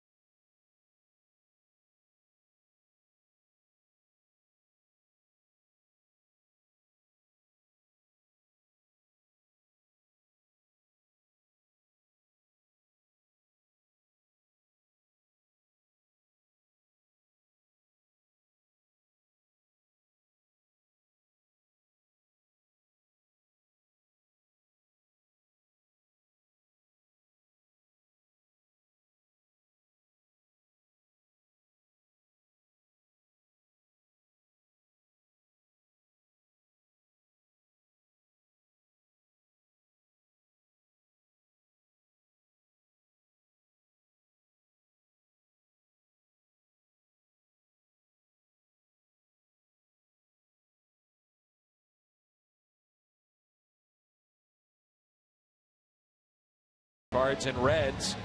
Get your tickets at cardinals.com/college. Get that tank top. Tony West has said he wants to wear a tank top throughout the summer months. See a madman running around with a camera and a tank top, you know it's Tony West. Get an autograph. Jared Hughes is in the game. Tony does a great job, doesn't he? He does. Jared Hughes in on a double switch, and I frankly am glad that Andrew McCutchen is out of this game. He's going to hit in McCutchen's spot, and they move the left fielder Marte to center and Jose Tabata now in left. Hughes suffered his second loss of the season Monday night. Scored upon just once in his first 6 outings, but has been scored upon in 3 of his last 4. So they're trying to straighten him out a little bit. Get a little chance to get a few innings under his belt in this game.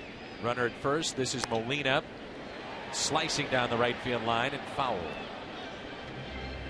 Expecting very good crowds all weekend long. Tomorrow it's the Alan Craig bat giveaway for the kids. And then on Sunday, the Carlos Beltran bobblehead.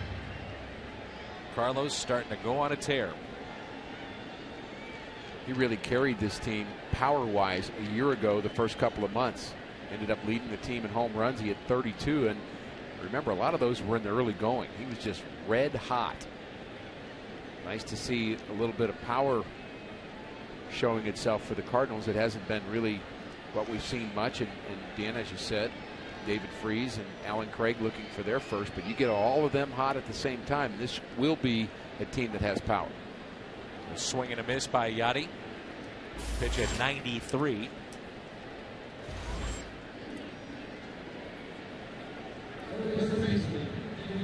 Third year in a row for Hughes with the Pirates. He was the 4th round selection back in the 2006 draft.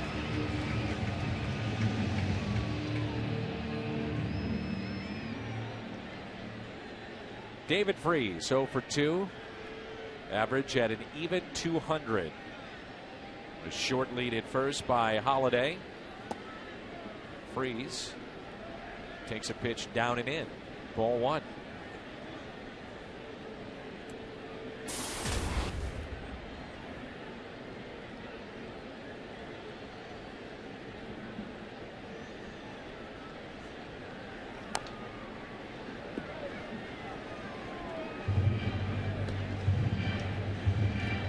Six, 7, 245. Jared Hughes.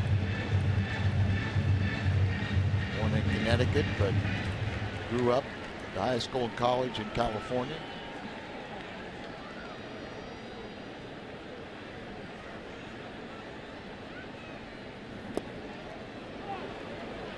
But that swing.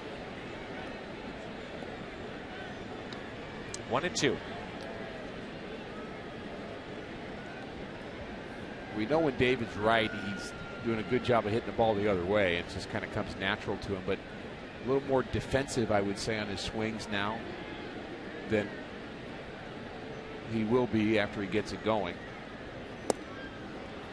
He strikes out here. He's 0 for 3 tonight. So Hughes takes over, the 3rd pitcher used by the Pirates, and after 5, it's 5-0.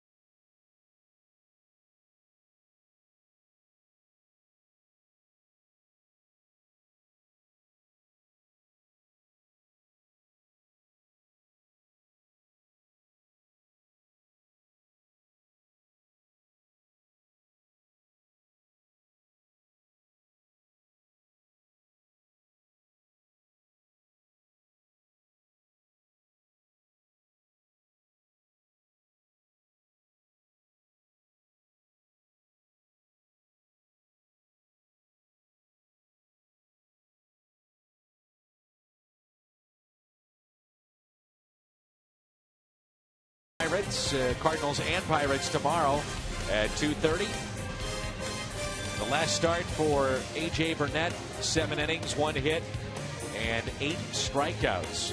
You know what was interesting about that game was that at one point, and our cameras caught it, was that Burnett was kind of doing the shush to the Cardinals bench after, I believe it was a flyout, and I think he thought he heard something maybe being yelled from the Cardinals bench, and then later it was found out that maybe it was just a fan, but it adds a little intrigue maybe in what carries over in that start tomorrow. Well, he did apologize for that, and he came on later. At first, the Cardinals weren't that happy about it, and they shouldn't be. I mean, that's not something you do. He's really basically shushing the whole bench. And, you're kind of pitching as well as you are. You don't need to kind of rub it in no matter what anybody's saying. But he did say later he had misinformation. He thought somebody from the Cardinals bench was saying something to him, and he did apologize and said, look, that's not really what I meant to do. So I'm guessing that may have blown over. Maybe yes, maybe no. 0-2 here on Garrett Jones. And Lance Lynn still throwing 92 to 93. He's allowed just 1 base hit. He has struck out 8 through 5. And 1 base hit came to the leadoff man, Sterling Marte, and I guess he didn't like it because he hit him twice since then. There's another base hit down into the right field corner. So Garrett Jones on his way to second. Stops there with a stand-up double. Cardinals really want to pass along their deepest sympathies to the family of Rita Shivi. Rita passed away earlier this month. She was in her 39th season as a ticket taker here with the Cardinals and also worked in the front office for many years. And our condolences, and she was a wonderful lady, and she will dearly be missed.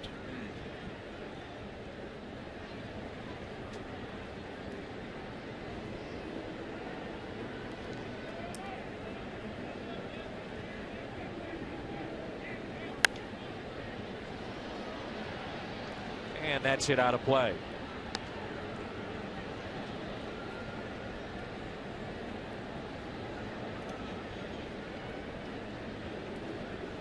The pitch count up to 86.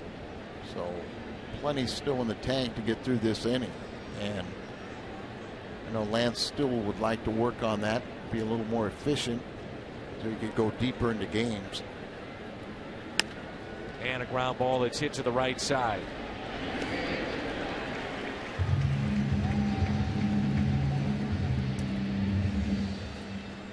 Lance Lynn, the Cardinals all happy to be home after that long 10-game road trip, actually 9 games with the one washed out in Pittsburgh. And one of the things, guys, that we really noticed on that trip was the beautiful views in the ballparks that we were in, especially Washington and Pittsburgh.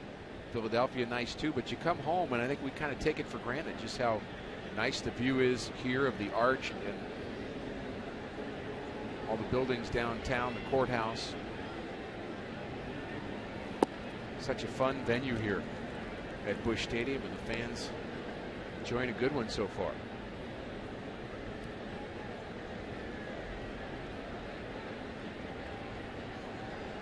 Alvarez has been quiet tonight, 0 for 2, but normally just hits Cardinal pitching at will. That's it out of play. 1 ball, 1 strike.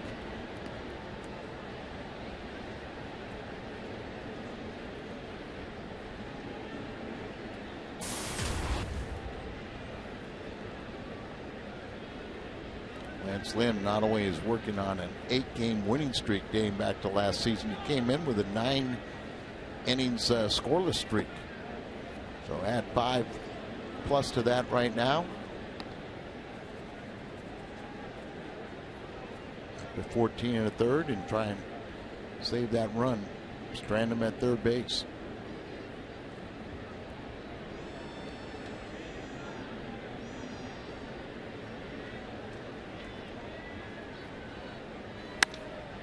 There's a fly ball out to deep left. Holiday back on the track. Stays in the ballpark. And a run will score. And that makes it 5-1. RBI for Alvarez, number 9.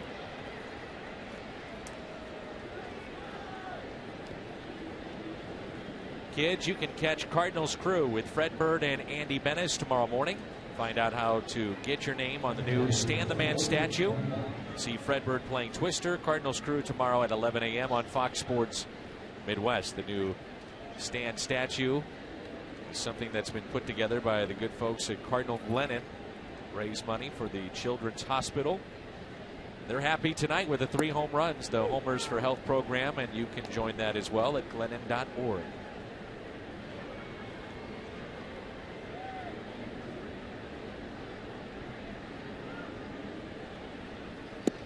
Slider misses outside to Russell Martin. 1 ball and 1 strike. Big Cardinal power hitters. The 3 of them combined have 2 home runs, both by Holiday. Alan Craig and David Freese are sitting on a big goose egg. They will have their share when it's all said and done.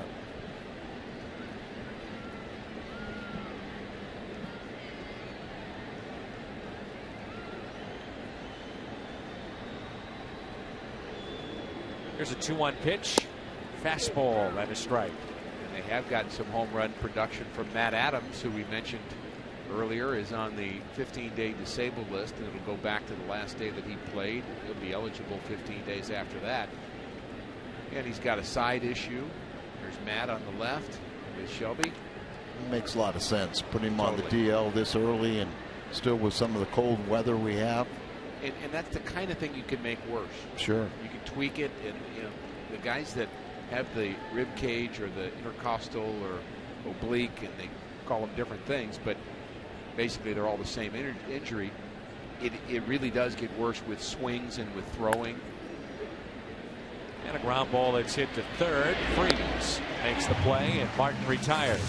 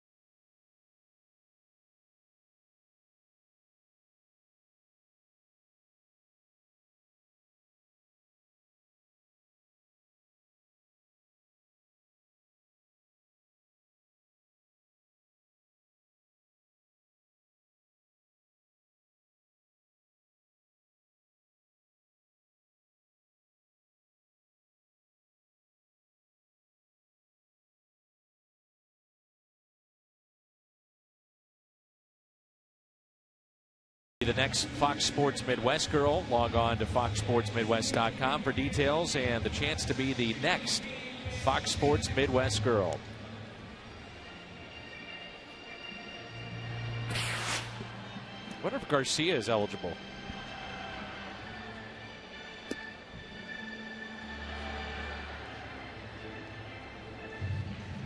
See what he's wearing today.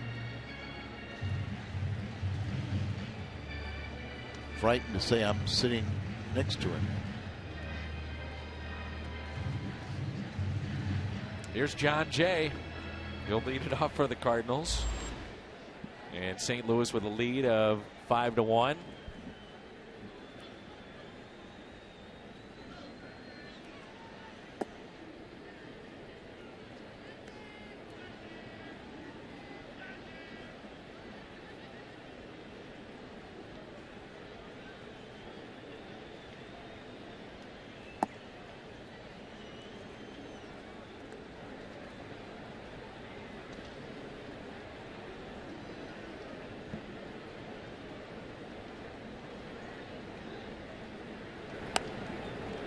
Dropping down a bunt that will roll foul.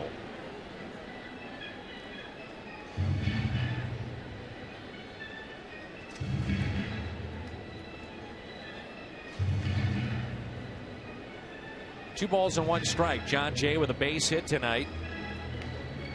And is also reached on an air by the shortstop Armas. You mentioned Mickey Mantle earlier when it came to the home runs from both sides of the plate. One of the things I read in his book that he wrote a long time ago about hitting is when he was in a slump, he liked to try to bunt more often. Rod Carew used to do that too as Jay is retired. John Jay made the attempt there, and I think what happens is it helps you watch the ball to the bat a little bit longer. AT&T Twitter poll. Molina home run in game number 7. The Beltran strikeout against Wainwright. We thought those two would be the top moments, and they are as we flash back. Oh, what a curveball. 2006 NLCS Game 7. The star was born in that postseason and in that stretch run, Adam Wainwright.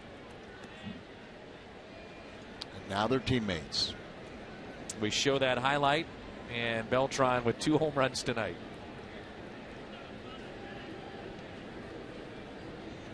Cardinals broke Beltran's heart twice in postseason. Houston and New York. That's right. He said his Houston time, arguably his most enjoyable time of any point of his career. He said that run that he had, and he was undoubtedly the best player on the planet for about a month. He was unbelievable. He told me that money was not an object with Houston. He wanted to return there, but he wanted a no trade clause, and they would not grant that, so he went elsewhere. Made a lot of money because of what he did against Cardinal pitching, but ultimately, you know, the Cardinals won out in that series, and then in the 106. And one of the reasons why he decided to come to St. Louis is he wanted to be on a winner.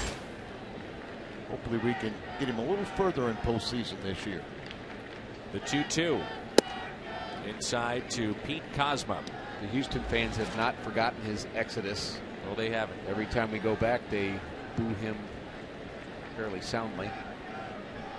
Not really in New York, you know. No, New York, it's a little surprising. We went back there, and he was booed more in San Francisco than he was when we went back to Citi Field in New York. There was a lot of confusion as to whether or not he would go back with the Giants, and then they said the agent got involved, and you know, numbers are misrepresented and fell through. But once Pujols signed with Anaheim, it was Beltran next on the list. And to John Mozeliak's credit, as I've asked him, I said, how do you keep a relationship with some of these agents that you say, oh my goodness, how do I do this? And Beltran, represented by the same agent as Albert Pujols, and he said, look, that's business. He's off the board, I go to the next one, and he was the guy we targeted. Yeah, the agents know that too. Always remember Walt Jocketty when a lot of people were shied away from dealing with Scott Boras. And then Walt Jocketty made a simple statement. He goes, I'm in the business of acquiring talent, and he has some of the best talent in all of the game, so I have to find a way to work with it. Just have to count to 10 a few times. I was going to say, how do you bite your tongue? But you have to. Well, then they make you count to 1,000,000. A few times over. More. Alvarez playing in, guarding against the bunt.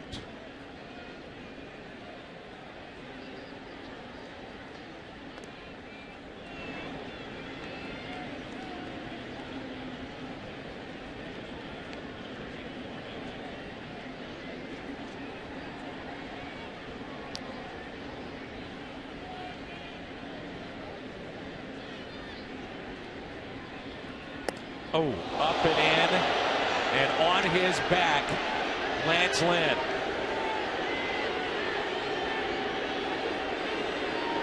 He looks over at that Pirates dugout. And that ball kind of had a run on it going up and in, but that was one that he's thinking about right now.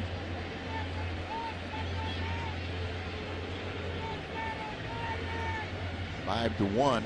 is not that big a score the way teams can score today, but I'm sure that'll raise the eyebrow of Mike Matheny, Derek Lilliquist. That may be a little naive. We'll look at it one more time. But I have a feeling we are looking at more of a case of pitchers that don't have fastball command than we are at some big retaliation thing going back and forth. Squares again. And that'll roll foul. Strike 2 on Lance Lynn. Lynn has sacrificed tonight, and he's also struck out.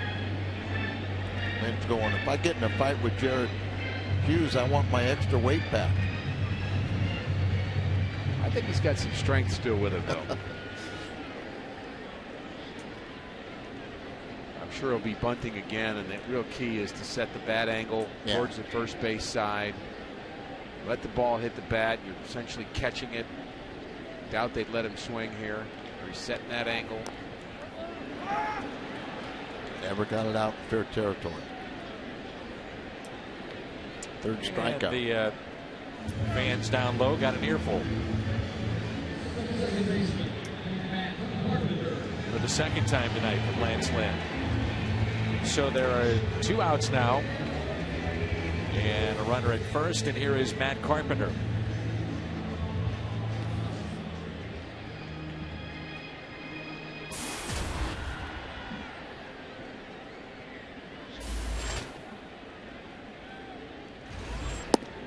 That's taken for a ball.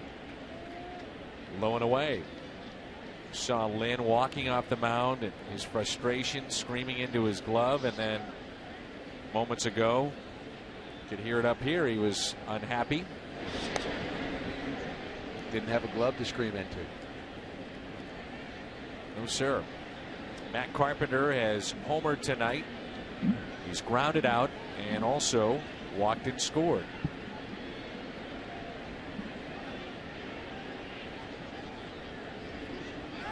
Runner goes, and it's a ground ball off the glove of Hughes, and Carpenter is aboard. Probably would have been an out, third out of the inning. I think you're right. If Hughes did not deflect it. Middle infielders were right there with the runner advancing. So look at Barmas right there, and then your second baseman Walker probably would have gotten that ball and thrown out. Might not have, but it's kind of hard to tell an athlete, a competitor, not to reach down and try and catch a ball.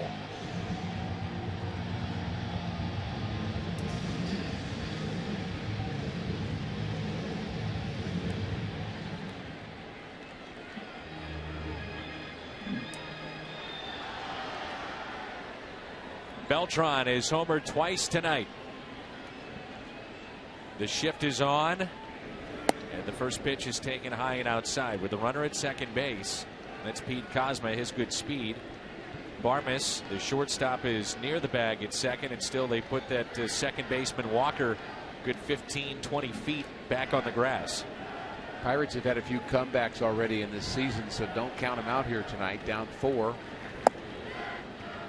Especially lately, too. Well, what happens is you do it once, and you think, okay, we can do this. And then you do it a couple of times, and you think, well, maybe that's the kind of team we are, and you almost start to expect it.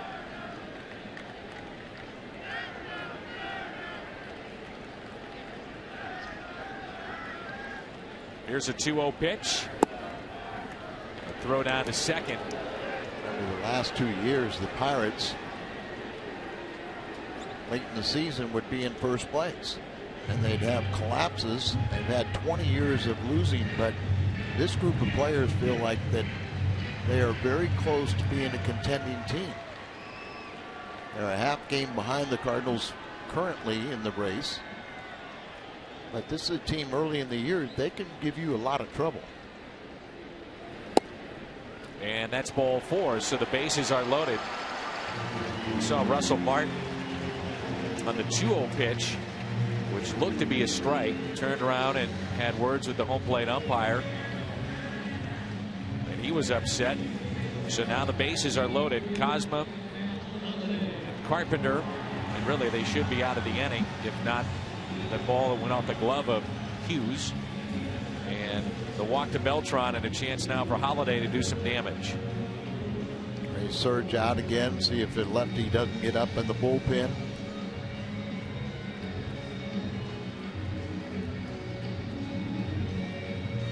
And that earlier graphic that showed Cardinals are hitting .583 with the bases loaded. Holiday has a couple of home runs this season. He's driven in 13, his average at .290. Matt Holliday batting .588, leads the Major League Baseball in batting with runners in scoring position.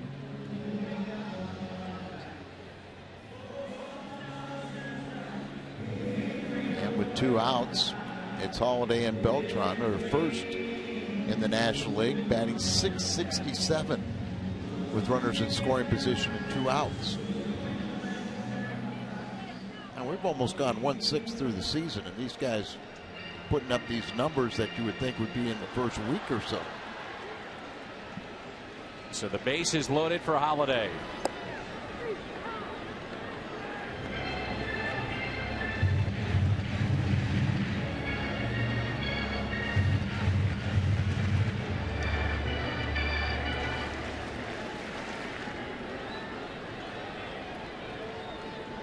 The 0-1 pitch.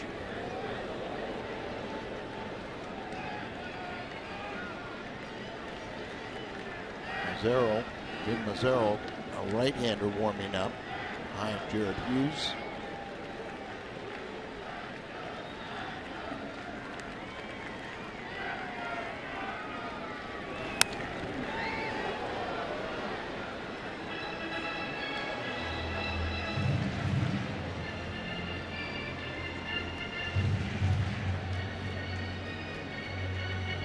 Real chance here for Holiday to break this game open.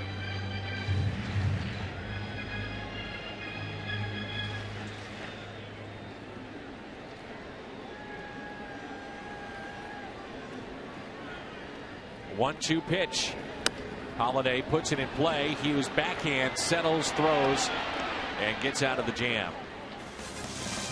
Sent us to the 7th, and St. Louis with a lead of 5-1.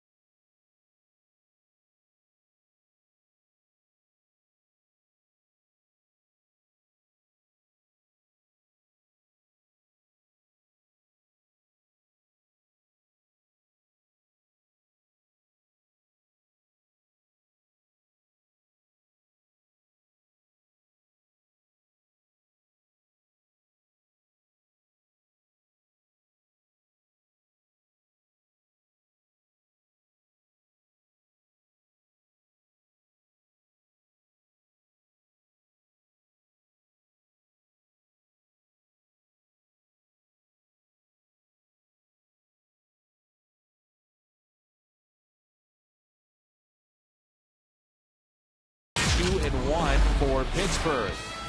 Head and shoulders strikeouts tonight for Lance Lynn, and guys, there have been a bunch of them here tonight for the big right-hander who's been outstanding. And if Lynn can hold on, we're talking about a guy that goes to 4-0. A lot on fastballs too. And watch those replays, and Al mentioned earlier, they're not just fastballs with a little something on it. They're also in very, very good spots, down and away, up and in. Really the 2 garden spots for pitchers, down and away and up and in. What's been interesting about this season for the Cardinals, they take a lead into the 7th inning or later for the 18th time in 22 games. So they have put themselves in great positions to win throughout this young season. And the bullpen is 0-3 on the year. So there's been some tough losses already, but it seems like with Mojica now closing out the 9th inning, things are a little better for the Redbirds. Pitch count at 100. Nobody warming up. I like this going a little deeper. I know it's early in the season, but it's also a cool night, so you maintain your strength a lot longer. There's another strikeout. Lance Lynn with 9 Ks tonight. He does have the bottom of the order coming up. This is number 8. Number 9, remember they have the switch, they had the double switch, so it's Tabata will get his first plate appearance. Watching Lance Lynn, guys, and seeing how he was throwing in spring training, it looked like at times really fighting mechanics. Well, tonight it seems to be a guy that's just letting it loose, and it's really a carryover from his last start that we saw against the Phillies. Well, I think the only way Lance Lynn is able to let it loose is when his mechanics are right and he's doing everything right with his body flowing towards home plate. In my mind, Lance Lynn is a pitcher that is really reliant on pacing of his delivery and also on making sure his body is coming towards home plate. When he gets off, his arm angle will change because his body's not going towards home plate, but he's been very, very smooth in his delivery, and it showed as far as results here tonight. That's a very good point, Ricky, because early in the season, several times we saw him really spinning off. Right. Now he'll fall, but he's already delivered the ball. And, you know, his stride will carry him towards home plate, and then he falls towards first base. Something that Derek Lilliquist and Blaze Ilsley, the bullpen coach, spend a lot of time looking at with all of their pitchers. What is their tempo? What is their rhythm? What is their kind of way they attack hitters when they're going well? Don't just watch them when they're not going well. That's easy to point out, right? I mean, the guy's hanging a slider. Okay, well, don't do that. Well, the other thing, how do you get him back to right? And we go back to spring training with the new physique, the loss of 40 pounds. You know, he was trying to find a comfortable delivery because he's more athletic. Everything's, he's not fighting his body as much. So that last one, he did kind of spin off a little bit more than what we've seen tonight. See if he can go back and correct it. 2-0 pitch to Marte. The high fly ball out to center. Jay is back near the wall. Just enough room. What do you say? Let's stretch. Lance Lynn is through 7. It's 5-1.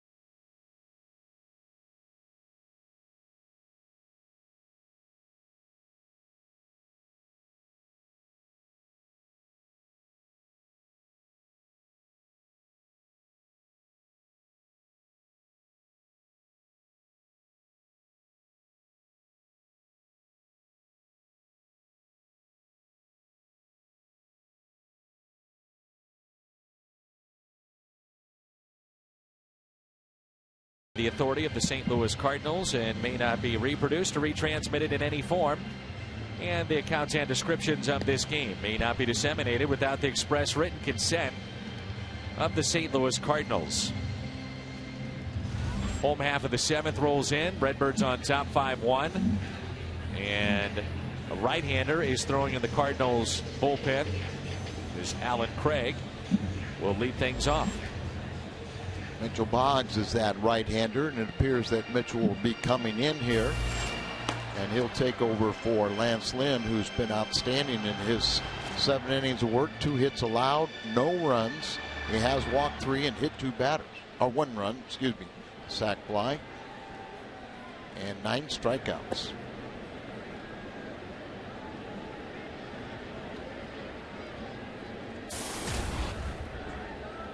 Cardinals starters are really piling up the strikeouts, too. We've had a number of 10 strikeout games already as a group. Garcia's had a couple of big strikeout days, and so has Wainwright. Nice play by Walker from his knees to get Alan Craig.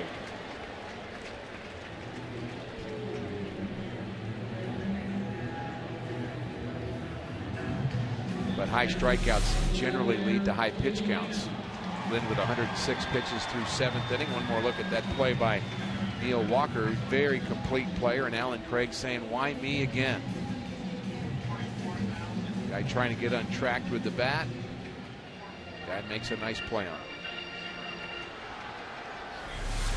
it. Sold out crowd here tonight. Already the 3rd sellout this young season. Game number 7 of the home schedule.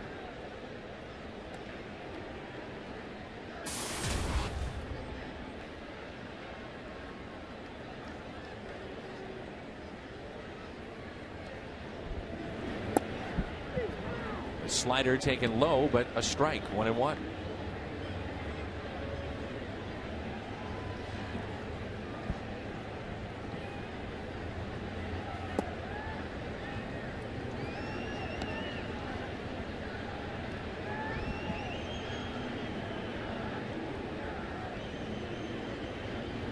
Here's a 2-1 pitch. Grounder left side and off the glove of Alvarez. Defense has not been overly sharp tonight for the Pirates, and it has cost them a bit at times this evening. That one off the glove of Pedro Alvarez. Remember, on Sunday, it'll be the Carlos Beltran bobblehead presented by First National Bank. That is Sunday. Cards and Pirates, 25,000 fans entering with a ticket. Take home that bobblehead presented by First National Bank. And tomorrow, it's the Alan Craig Kids Bat Giveaway. You get David Freese. He's under the Mendoza line now. 1 out, runner at first, and a double play ball. Steps on the bag, and a tough night for David.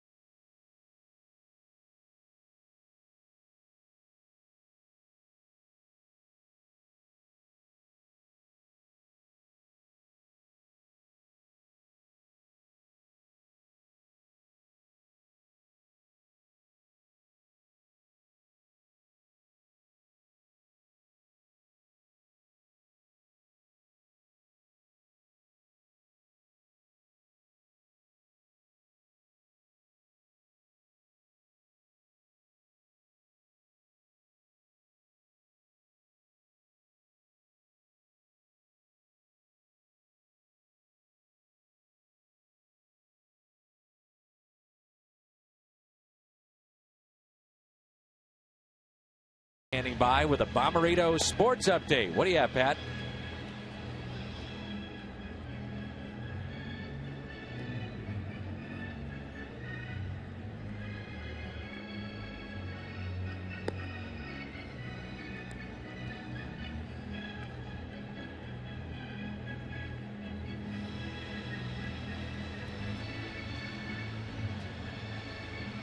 All right, Pat, thanks. And it's Mitchell Boggs who comes into the ball game, presented by Chevy. Cardinals have said they'd like to get him in the right spot, get him comfortable. The closer at the start of the season obviously had some rough patches along the way. And so here it is on this Friday night, the Cardinals leading 5-1. And a 4-run lead, Al, going into the 8th inning. Perhaps an opportunity to have Mitchell Boggs go more than 1 inning. What would you think of that? I like the idea. You know, Mitchell Boggs has been his worst enemy. So he's got a strikeout per inning, but he also has 7 walks in 8+ innings. At times, being out there longer gives you a chance to really explore your delivery a bit more and get a little bit more experience. And of course, you want it to be good experience. Sure. But he's got a pretty good cushion here with a 4-run lead. And I think it's also important that Mike's putting him in a game where we're leading. Exactly. Instead of just burying him. A little bit low. Lance Lynn, 7 innings, 2 hits, 1 run. It was earned. Walked 3, 9 strikeouts in 106 pitches of work tonight. 68 were strikes. Seen the Cardinals staff really rack up high strikeout totals. Wainwright, Garcia's had a 10 strikeout game. Lance Lynn piling those up. Been some talk about the freedom to throw the four-seam fastball high in the zone, produces swing and misses, but also, as Rick said, the high pitch count. Cosma can't get it out of the glove. Those are the kind of things that have been going against Mitchell Boggs. Now, granted, he's had pitches that have been up in the zone. Right. We saw that in his last appearance against the Phillies. Not to make excuses here. No, but he's the last guy. He's had some tough luck. And he's the last guy you want that to happen to. Because he's a guy trying to get right, and all of a sudden now he's working under stress with a guy on the base. And Pete Cosma just had trouble getting that ball out of his glove. You saw the ball kind of move around in his hand. He's better off not throwing it right at that point, because it's just going to be potential for a single and an error at that point, but it'll just be an infield hit. They had Brandon Inge that was going to pinch hit. Now it's Gabby Sanchez. And Gabby loosening up there. Gabby Sanchez has been very good off the bench recently here for the Pirates. 2 for 4 with a homer and 3 RBIs yesterday. We saw him as such a good player with the Marlins. I mean, a really good player, good hitter. RBI guy. Last 7 games, 8 for 15, 2 doubles, 3 homers. And that was indicative. I mean, he was an all-star a couple years ago for Miami, and then he just had a horrible year last year and got off to a slow start with Pittsburgh this year. And a fastball and a strike. Really been known as a pretty good bench player, and certainly a guy that gives you some pop coming off the bench. 19 home runs, 85 RBIs in 2010 with the Marlins, and really a part of a very good Marlins outfield at the time. Last thing that Mike Matheny wanted to do is get another reliever up. Wanted to show a lot of confidence in Boggs, and as you said, you know, when you're snake bit, those plays that, you know, that Cosma just couldn't get the handle on it. You know, here you kind of see things going in a direction, but we know if the Cardinals are going to have the season we think they are, Mitchell Boggs will be a big part of it. Here's a 1-1 pitch inside, and he hits a man. So now the first 2 have reached against Boggs. And once again, you know, we got to say, this is the third or fourth time he's hit people. They've been right-handed batters where he can't get outside, and he closes himself off with his new stance. And I know at times it's gone back a little bit where he'll open up a little bit more than last year, but he kind of closes off there, and he has trouble. You know, he's almost thrown to the on-deck circle, and he's hit 3 or 4 guys, right-handed batters like that last one.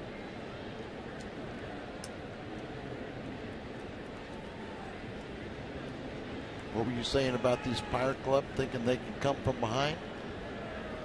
Well, we've opened the door for him.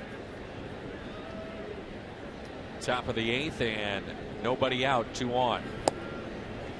And getting very close to a situation where you would say you want to give Mitchell Boggs a positive experience, but you also want to win this game. Yes. And yes, it was an infield hit and hit a guy with 1 pitch, and he's not, not been hit hard or anything this inning. But if things, as you say, you go in the direction of him being snake bit, you just can't take a chance with that. Loop Look at those last 2 pitches, right back though. in it. Right. Look at those last 2 pitches, and that's the guy that we have seen time and again, and that's why. Well, the release you have such a high upside with Mitchell Boggs, and he's proven that he can do it at this level. Well, when the release point is right, he's very, very hard to hit. I mean, he's throwing 94 with sink, and that last slider there down and in is as good as can be. In the dirt. 1 ball and 2 strikes. Randy Schote, the lefty specialist, and Joe Kelly, who's the Ferrari in the garage until the last couple days. That was an interesting way to describe it. And that's pretty accurate. I believe those were Mike Matheny's words. I think it was Derek Lilliquist. Yeah, that's right, it was. One of them. On the outside corner, so Boggs needed that. Gets the strikeout. And that is his first of the night, 1 away. Now you're a double play away from getting out of the inning. Is it outside? Little slider that really don't like that location on it, but it got away with it. Called a strike.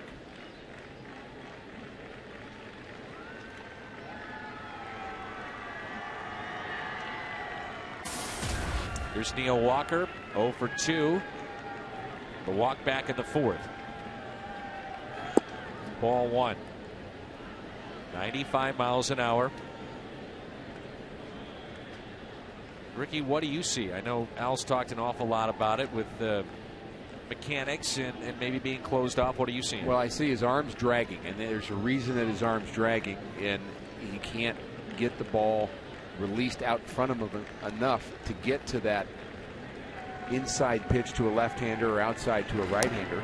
Ball's just staying because his arm's dragging, and I think when you're blocked off, that causes your arm to drag. That's one of the reasons. But I think he's just gotten into the kind of the feel right now for releasing the ball that way, and he just has to recreate his release point. A hitter cares about timing, but so do pitchers. I mean, the delivery for a pitcher is a timing deal, and very kind of small changes can make the difference between throwing the ball in the dirt and in the strike zone. See how he's throwing that pitch right there? Everything's going to be away to a left-handed batter. Arm is so far behind him when he starts to release that ball instead of out in front of him. And so then the question becomes, how do you correct it?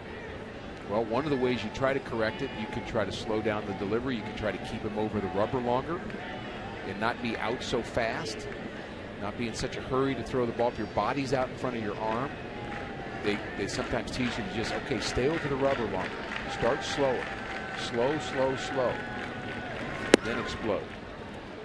When a hitter can't cover both sides of the plate. So as a pitcher, you have to show the ability to use both sides of the plate.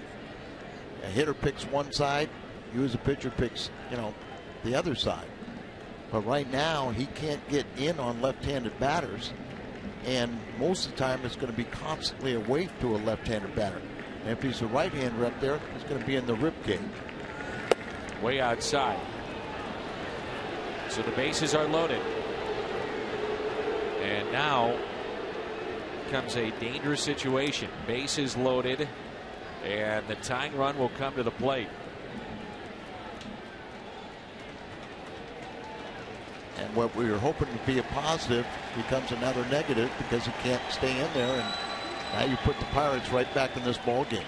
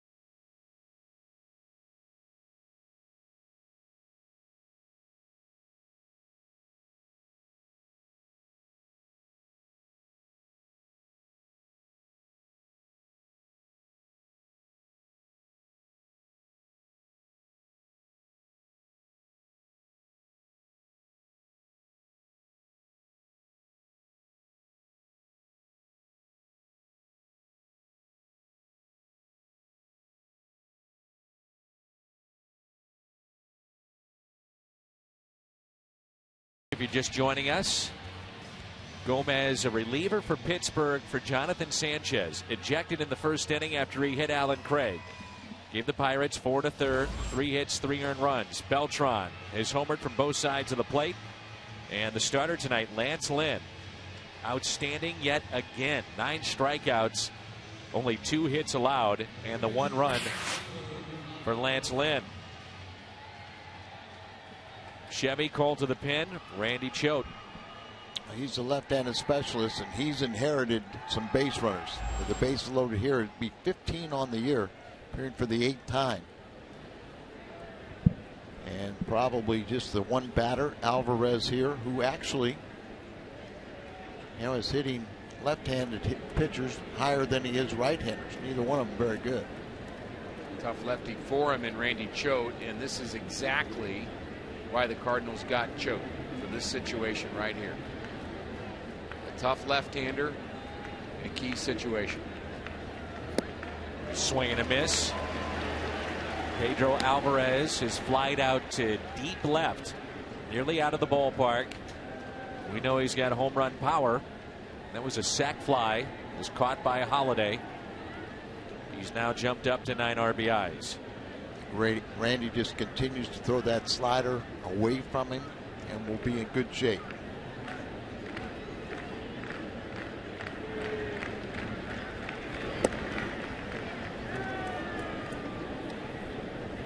Swung at the first one, that was a foot outside. Why not try it again, huh? 1 ball, 1 strike. 1 out, bases loaded. We have to test whether the hitter will get himself out first. That's it. And if he doesn't, then you got to get him out. Choate really shoots from the hip, doesn't he? That ball comes right out of his side. Very difficult for a left-hander to pick that ball up. And you throw a little wrinkle on it. And like most left-handers, he gets out with fastballs in occasionally too, because guys are looking away.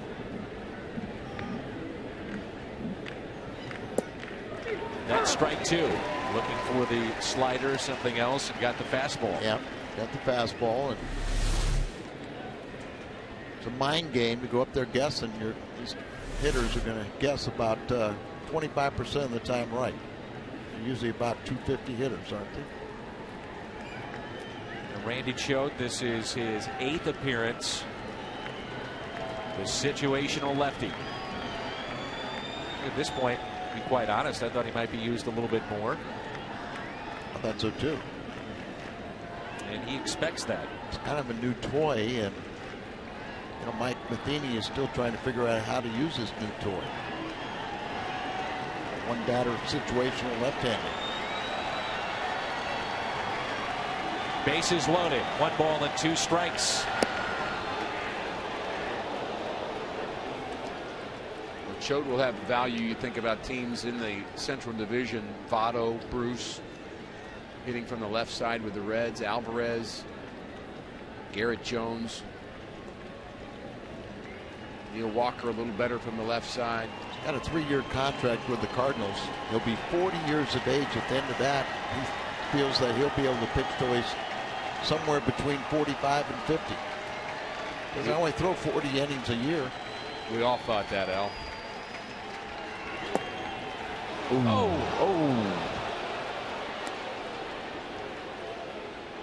Fastball on the inside part of the plate, and he's looking breaking ball again.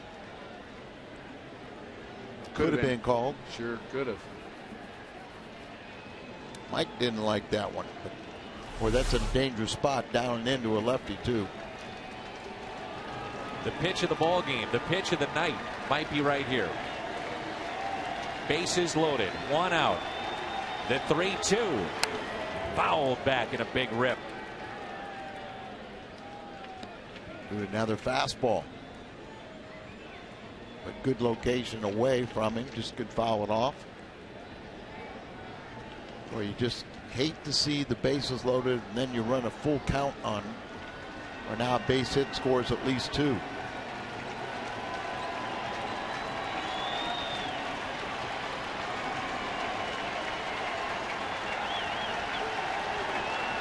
Pitch number 7 of the at bat. Alvarez, a bouncer to second. Carpenter bobbled. Can they get two? They still do. Double play. 4-6-3 on the double play.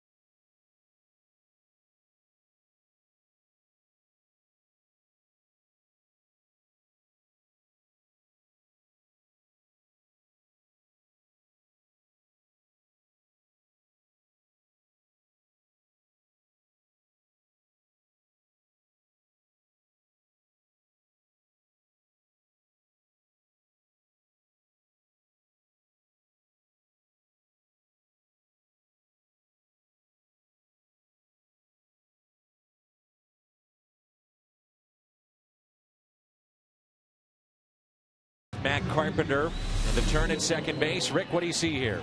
Well, you're exactly right. He bobbled it to begin with. You think there's no way there's going to be two. Walker goes in hard at second base, and he is indeed out at first. There's Walker, and Pete Kozma knows he's coming because of the bobble by Carpenter, but he's still able to get a good, strong throw to first base, and Mitchell Boggs very happy. Choate helped him out.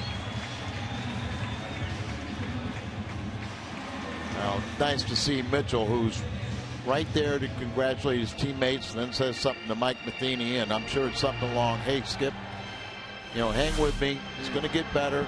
I'm just fighting a hard spot. Walker ended up, I think he might have got spiked in the hand or in the forearm, and he is out of the game. Brandon Inge takes over at second base.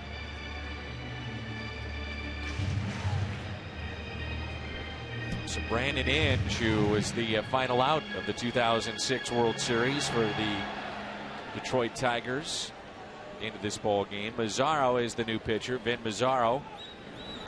And we're underway here in the home half of the eighth. Mazzaro came up from Indianapolis, the AAA affiliate. He retired all 4 batters he faced on Wednesday night in Philadelphia, earned his first win as a member of the Pirates. And probably the biggest question, though, that comes out of this game tonight, Mitchell Boggs. And we all know Mitchell, fierce competitor, struggling right now. You'd be interested to know what was said in that private conversation with very much so. He and Mike Matheny. You saw that. My guess is it'll stay private. Absolutely. Mike very, I would say, circumspect about those kinds of things with his players, and he's really pro-player manager. I mean, the players love him and they trust him, and he's going to back Mitchell Boggs. In fact, he backed Mitchell Boggs last year in spring training. Mitch was off to a rough start. He said, hey, we need you. You're our guy. You're going to be the 8th inning guy. And he responded. Mitchell Boggs last year, the best 8th inning pitcher in the National League, or one of the top 3 anyway. Well, historically, one of the best 8th inning guys we've ever seen. He led the National League in holds, set a franchise record with 34 holds. And you're right, Mike Matheny, from day one, worked on the psyche of Mitchell Boggs. Mitchell Boggs this spring was the only member of the USA team. Jay shoots one into left center field. That ball will get down. John Jay on his way to second base. That's good to see. That's another storyline out of this game. Remember, Jay did not start the last 2 games in Washington. The off day yesterday. He did snap that 0 for 21 streak, but tonight a couple of base hits, and maybe this gets him going. Well, Mike Matheny was talking about John Jay the other day before the game with a few people, just talking about what he sees with John Jay. And he said, he's got the helicopter hands that we talked about. You asked about it earlier. And he said he's got so many moving parts that when he's wrong, it's hard to fix it because you don't know which part to fix. But once he gets hot, he gets as hot as anybody in baseball, and you just kind of leave him alone. And you don't want to overcoach a guy that has 15 moving parts because you may be kind of messing with the wrong part. And it's just a feel thing for him. And he's going to be a streaky hitter, is what Mike said. And you just have to deal with the 0 for 20s because you're going to get the 10 for 15s to follow.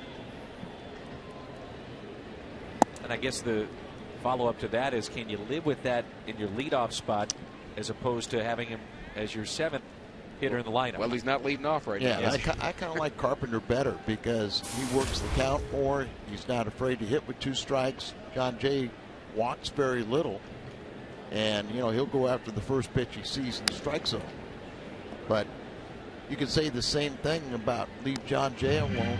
You can say the same thing a little bit with Mitchell Boggs. You can get too much information, sensory overload, everybody trying to be the one to try and correct you. Right.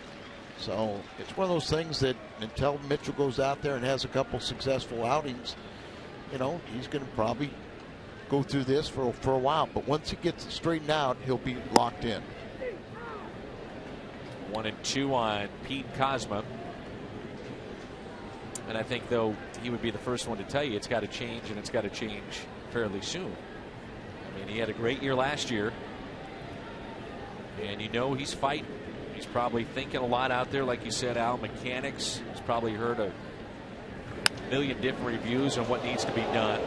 It was lined over the Cardinal dugout into the first row.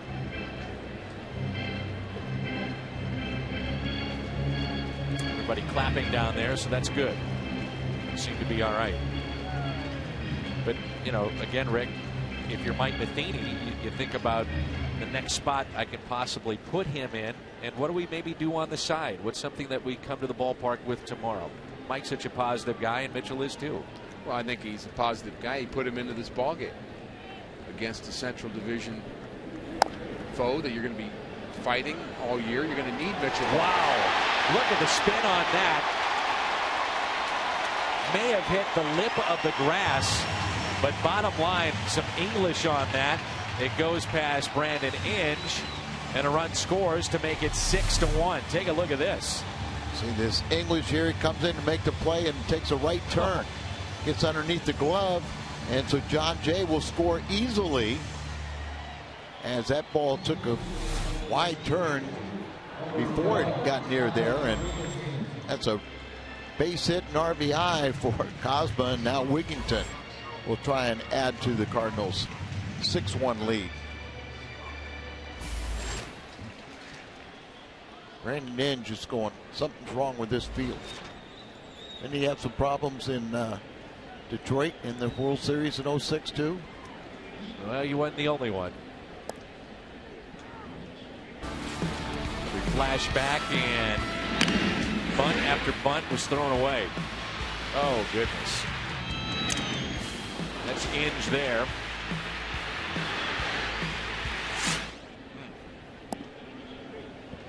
And the Tigers have wrapped up the last couple of times they've been to the World Series early and had to sit, wait for the National League team, and it's had an effect. All right, so let's equate that to Mitchell Boggs. They tried to play some inter-squad games last year just to kind of stay sharp, but they weren't.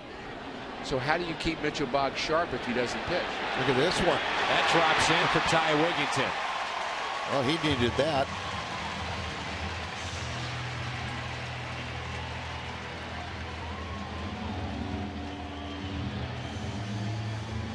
Don't forget about this. 6 is a serious number. Thanks to Pete Kozma, Brandon Inge. Cardinals have scored 6 tonight. And you can score any size coffee fountain or frozen drink for just 50 cents. Mobile on the run.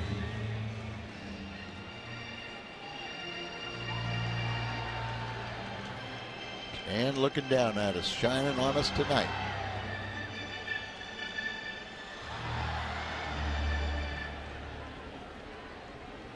And now it's Carpenter.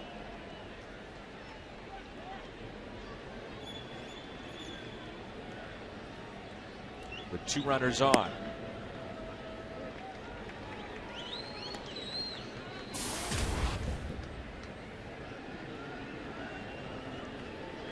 Goes that path from the dugout to the mound for the Pirates.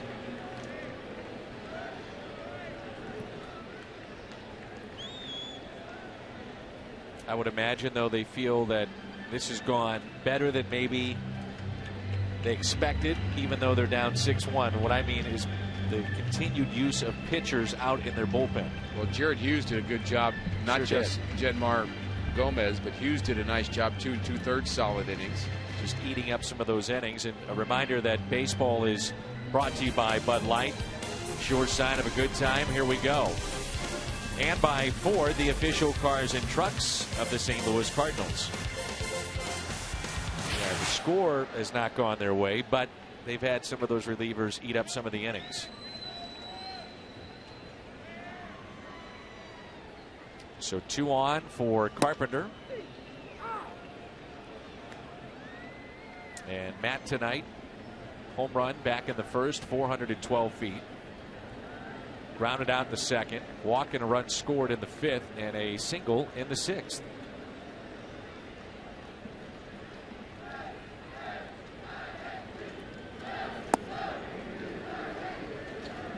Ideally, again, if we can think about how to get Mitchell Boggs right, I think you'd like to be able to use him in situations where you could just kind of have the freedom to explore some things. And generally, those are games where you're losing 8-2.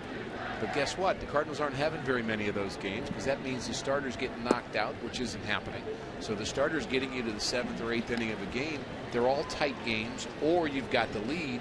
So basically, they become all high leverage situations for the reliever, and it's clearly not working right now for Mitch. And for a guy like Mitchell Boggs, who's had success, you know, integral part of winning games. As Carpenter slices it into left center, and that is caught. Runners have to retreat back to second and first. And a lot of times those games where they're lopsided and you know you're in a loss, you know, really don't mean much, you know, because you're not doing it when the game's on the line. But it is a start, and you hope you don't have those kind of games to get him straightened out in. Right, exactly.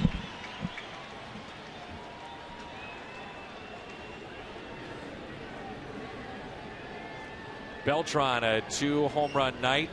How about number 3? 2 runners on, and he looks at a strike.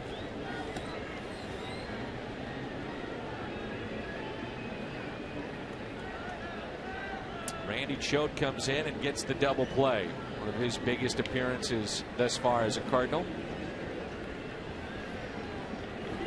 Bases loaded. Alvarez at the plate, who has just destroyed Cardinal pitching. And not only gets him, but gets 2. And gets out of the jam. 1-1 pitch. And make it 1-2.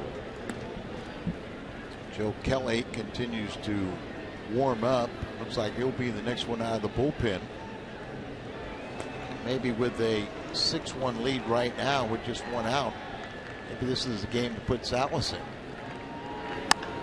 As Carlos pulls it foul. Beltran was busy this morning. Children's Hospital and handing out goodies to kids. There's an awful lot in the community that fans don't know about. We've talked about it. We like to publicize it if we get the chance, and he's not the first to say, hey, look at me, but he's to be commended for what he does. With Adam Wainwright today, before the game, he spoke to 1,000 people that were here with the Fellowship of Christian Athletes, and Adam involved in FCA when he was in high school, and it's FCA night at the ballpark. About 1,000 people here, as I said, and he was outstanding. Came over and only had a couple of minutes to talk, but talked for about 10, and was just incredible in what he said to the young athletes and coaches that were here before the game. Swing and a miss by Beltran.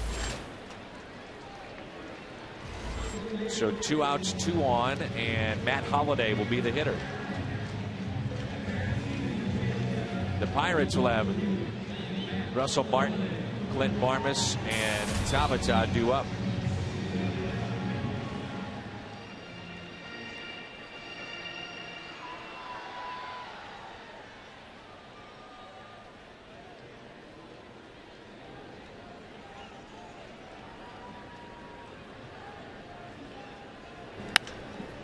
Base hit into right.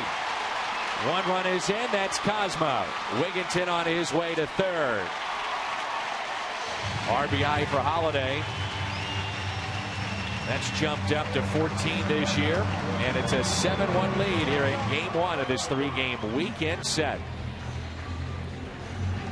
Matt, a couple hits tonight, 2 walks, another RBI with a runner in scoring position.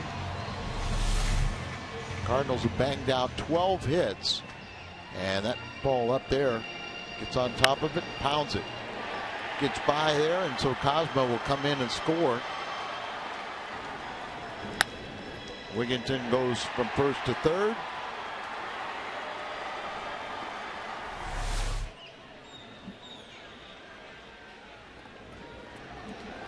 Off the foot of Martin.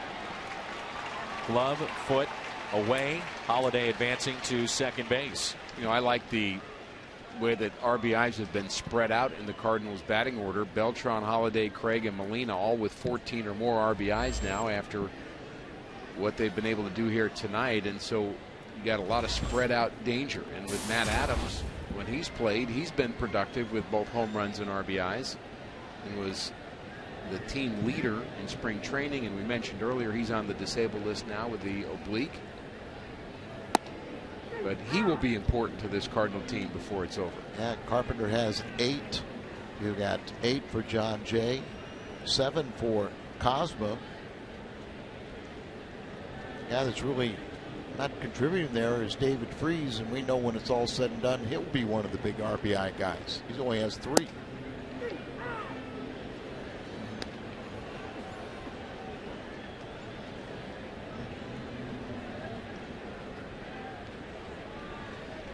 Now Allen Craig and Beltran lead the ball club with 16 RBIs.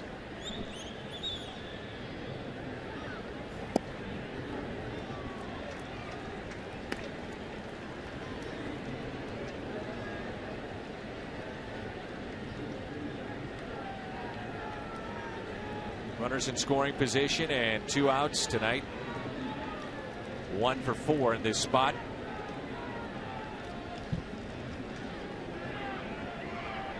The 2-2. Craig gets a fly ball down the right field line. It's slicing foul.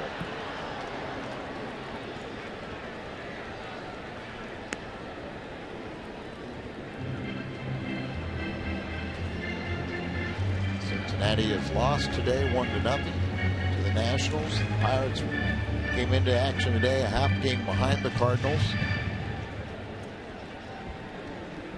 Pick up a full game on the 2 clubs chasing. Milwaukee is losing 2-1, but that's early in LA. I'd say they've turned things around pretty well.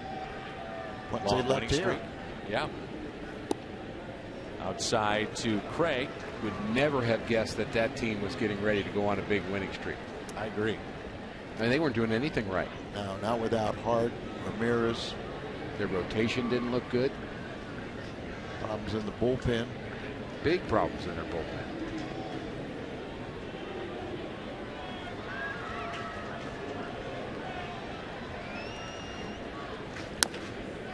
That's tapped foul.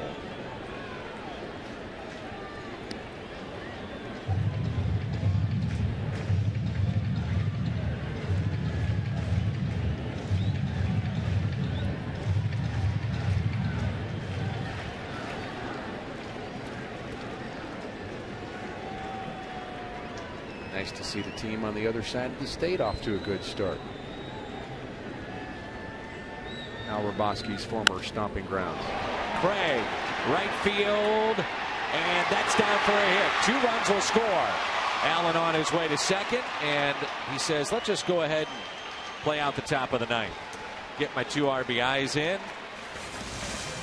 Advances the lead. Joe Kelly coming on. When we come back, it's 9-1.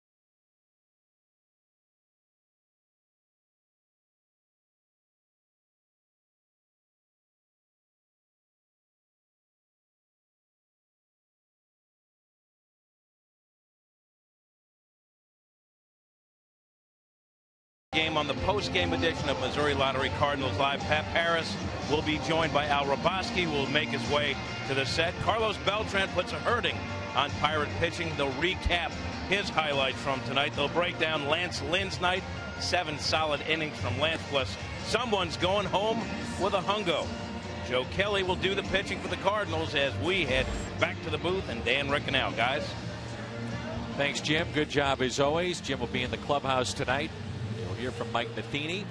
Chevy called to the pen, and Joe Kelly. Not the biggest of guys, but boy, he can bring it. We saw him the other day throwing 96 to 98 consistently. His 7th appearance. Had a lot of time off between appearances, but will be called upon more regularly as we advance through the season.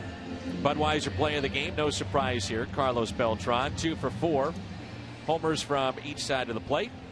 And 3 RBIs for Beltran. He's now up to 16.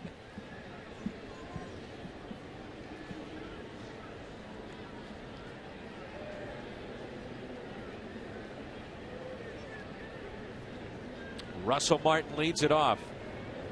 The Cardinals leading this ball game 9-1. Rick and Al will have the broadcast for you tomorrow here on Fox Sports Midwest. And that'll be Jake Westbrook and A.J. Burnett on the air tomorrow at 2:30. The ground ball base hit to the right side.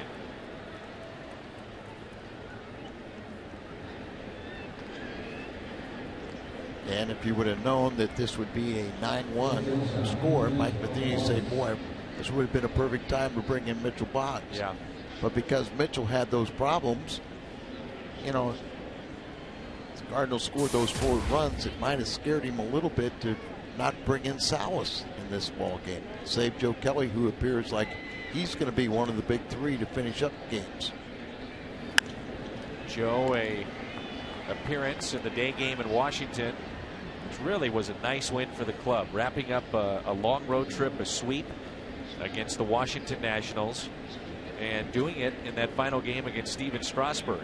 Cardinals got to him early, and that was the difference in the game. And Al, we were talking at the time, you may only get that 1 shot in the first inning against Strasburg, and you better take advantage of it. Sure enough, that was the key.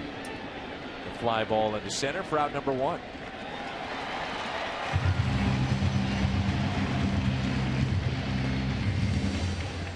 Zipchinski is throwing, and I would assume just to get a little work on the side. I would assume the same thing.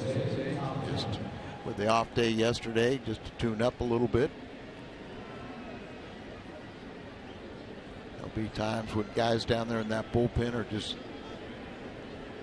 looking forward to having a breather. You know, they've been used so much, and there'll be other times when they lack of work. They need some work. Ground ball and base hit into center field.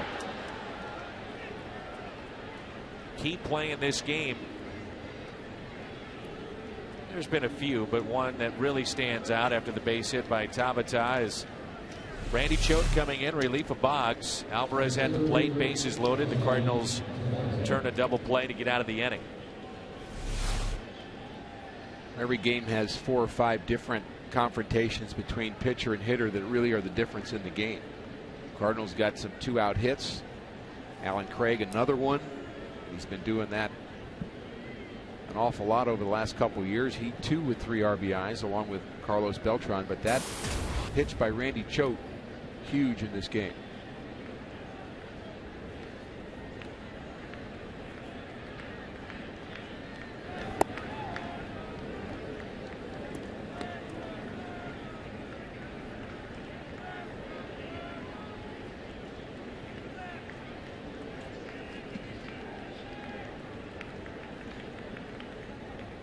Runners at first and second. Starling Marte, and it's popped up. Infield fly. Cardinals' best friend last year in postseason play. At least in one game it was. But that game determined whether they move forward into postseason. Right, that was Atlanta Braves' one-game playoff.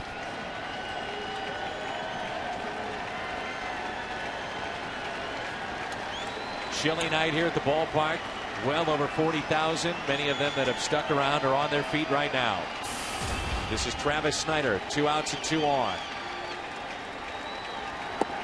First pitch taken for a strike.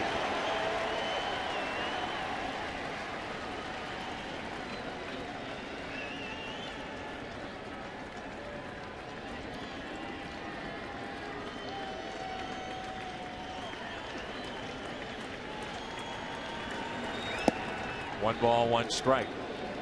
And again tonight comes into play just how well the Cardinals have hit with runners in scoring position this year. Beltran a couple of home runs, but Alan Craig seems like he's automatic with runners in scoring position. 1-1 pitch. Changeup that time by Kelly. And a good one. 97 to 84. The last one was 86. We have that nice differential. Look at that movement. The bottom falls out, runs away from a left-handed hitter.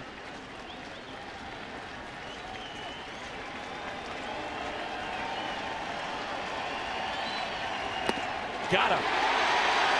Cardinals win it by the score of 9-1, and now a big night for Carlos Beltran. Big night for Beltran. 2 home runs. He had 3 RBIs. Alan Craig had 3 RBIs. And don't forget, Lance Lynn, 7 great innings, only allowed 1 run, and he is 4-0. Lots to talk about. Hungo and Pat will have the post-game show. Rick and I return with a final thought. 9-1. St. Louis over Pittsburgh.